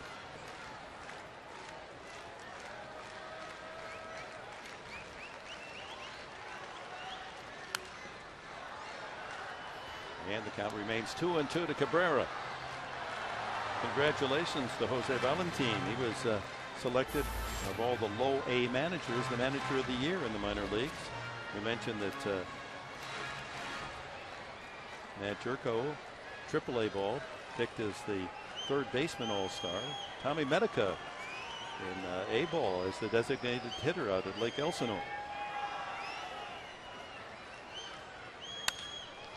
Ground ball into right field for a base hit. Cabrera keeps hopes alive. His single to right. Padres need another base runner to bring that tying run to the plate. Here's Denorfia. Denorfia one at bat, took a third strike. Venable started in right, went 1 for 3.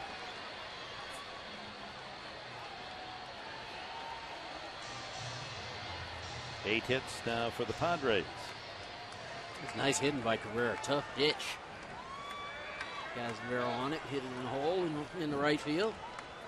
And that's what you need. You need base runners. You need to give these, hopefully these guys in the middle of the lineup a chance to maybe get the big hit. Somewhat of a mystery as to whether or not Carlos Quentin is available as a pinch hitter. But he certainly poses a threat if you're the opposing manager.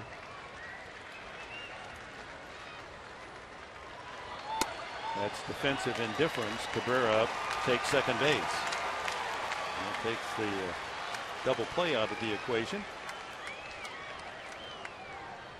Cabrera with his 31st steal earlier in the game.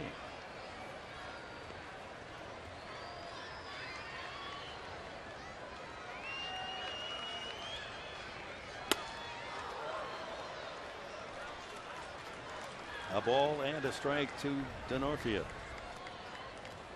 There's Carlos. Perhaps at the ready position. We'll get to that point where hopefully one swing of the bat will make a difference in the game.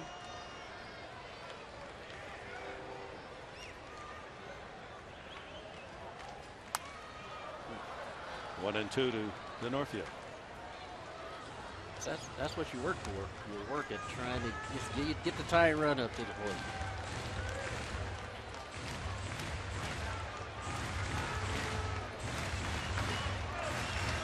Padres have had their chances earlier. If you're just joining us, they're 1 for 10 with runners in scoring position. Here they have a man up in scoring position again here in the ninth. Looking for that big hit. Struck him out. 2 times up, 2 strikeouts to Denorfia. And down to the final out, it's Chase Headley. All fastballs look like guys in Betancourt. Down and away, up and away, and then up and in a little bit.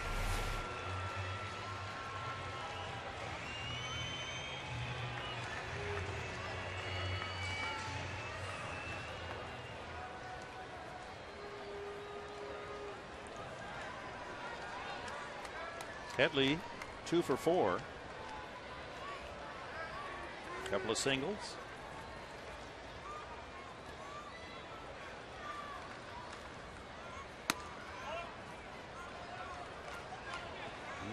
His role right here is not to. I mean, here's where a walk is as good as a home run. Yeah, well, a walk gives you a chance. Yep. We hope that the man on deck, Yasmani Grandal, can do the damage.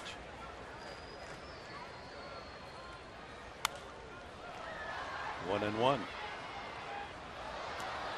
That one's going to tear him all the way downstairs. Be alert. Rolls hit behind you here. Turn around and see if it's coming back at you. Grandal has walked 3 times tonight.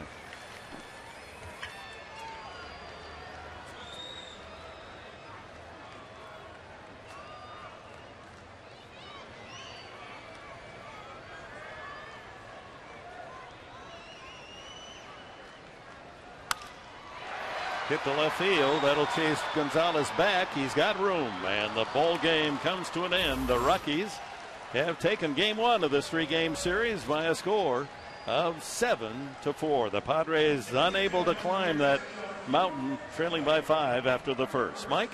Tough one for sure, Dick, Martin, Tony. When we see you in the postgame show, Mark Sweeney and I going to talk about just what happened. That wild and woolly first inning, 9 runs between the two clubs. You'll see just what happened. You'll hear from the manager, Buddy Black. We'll have a chat with Jerry Coleman, the Colonel, and our instructional how to hit with 2 strikes. See you in a moment.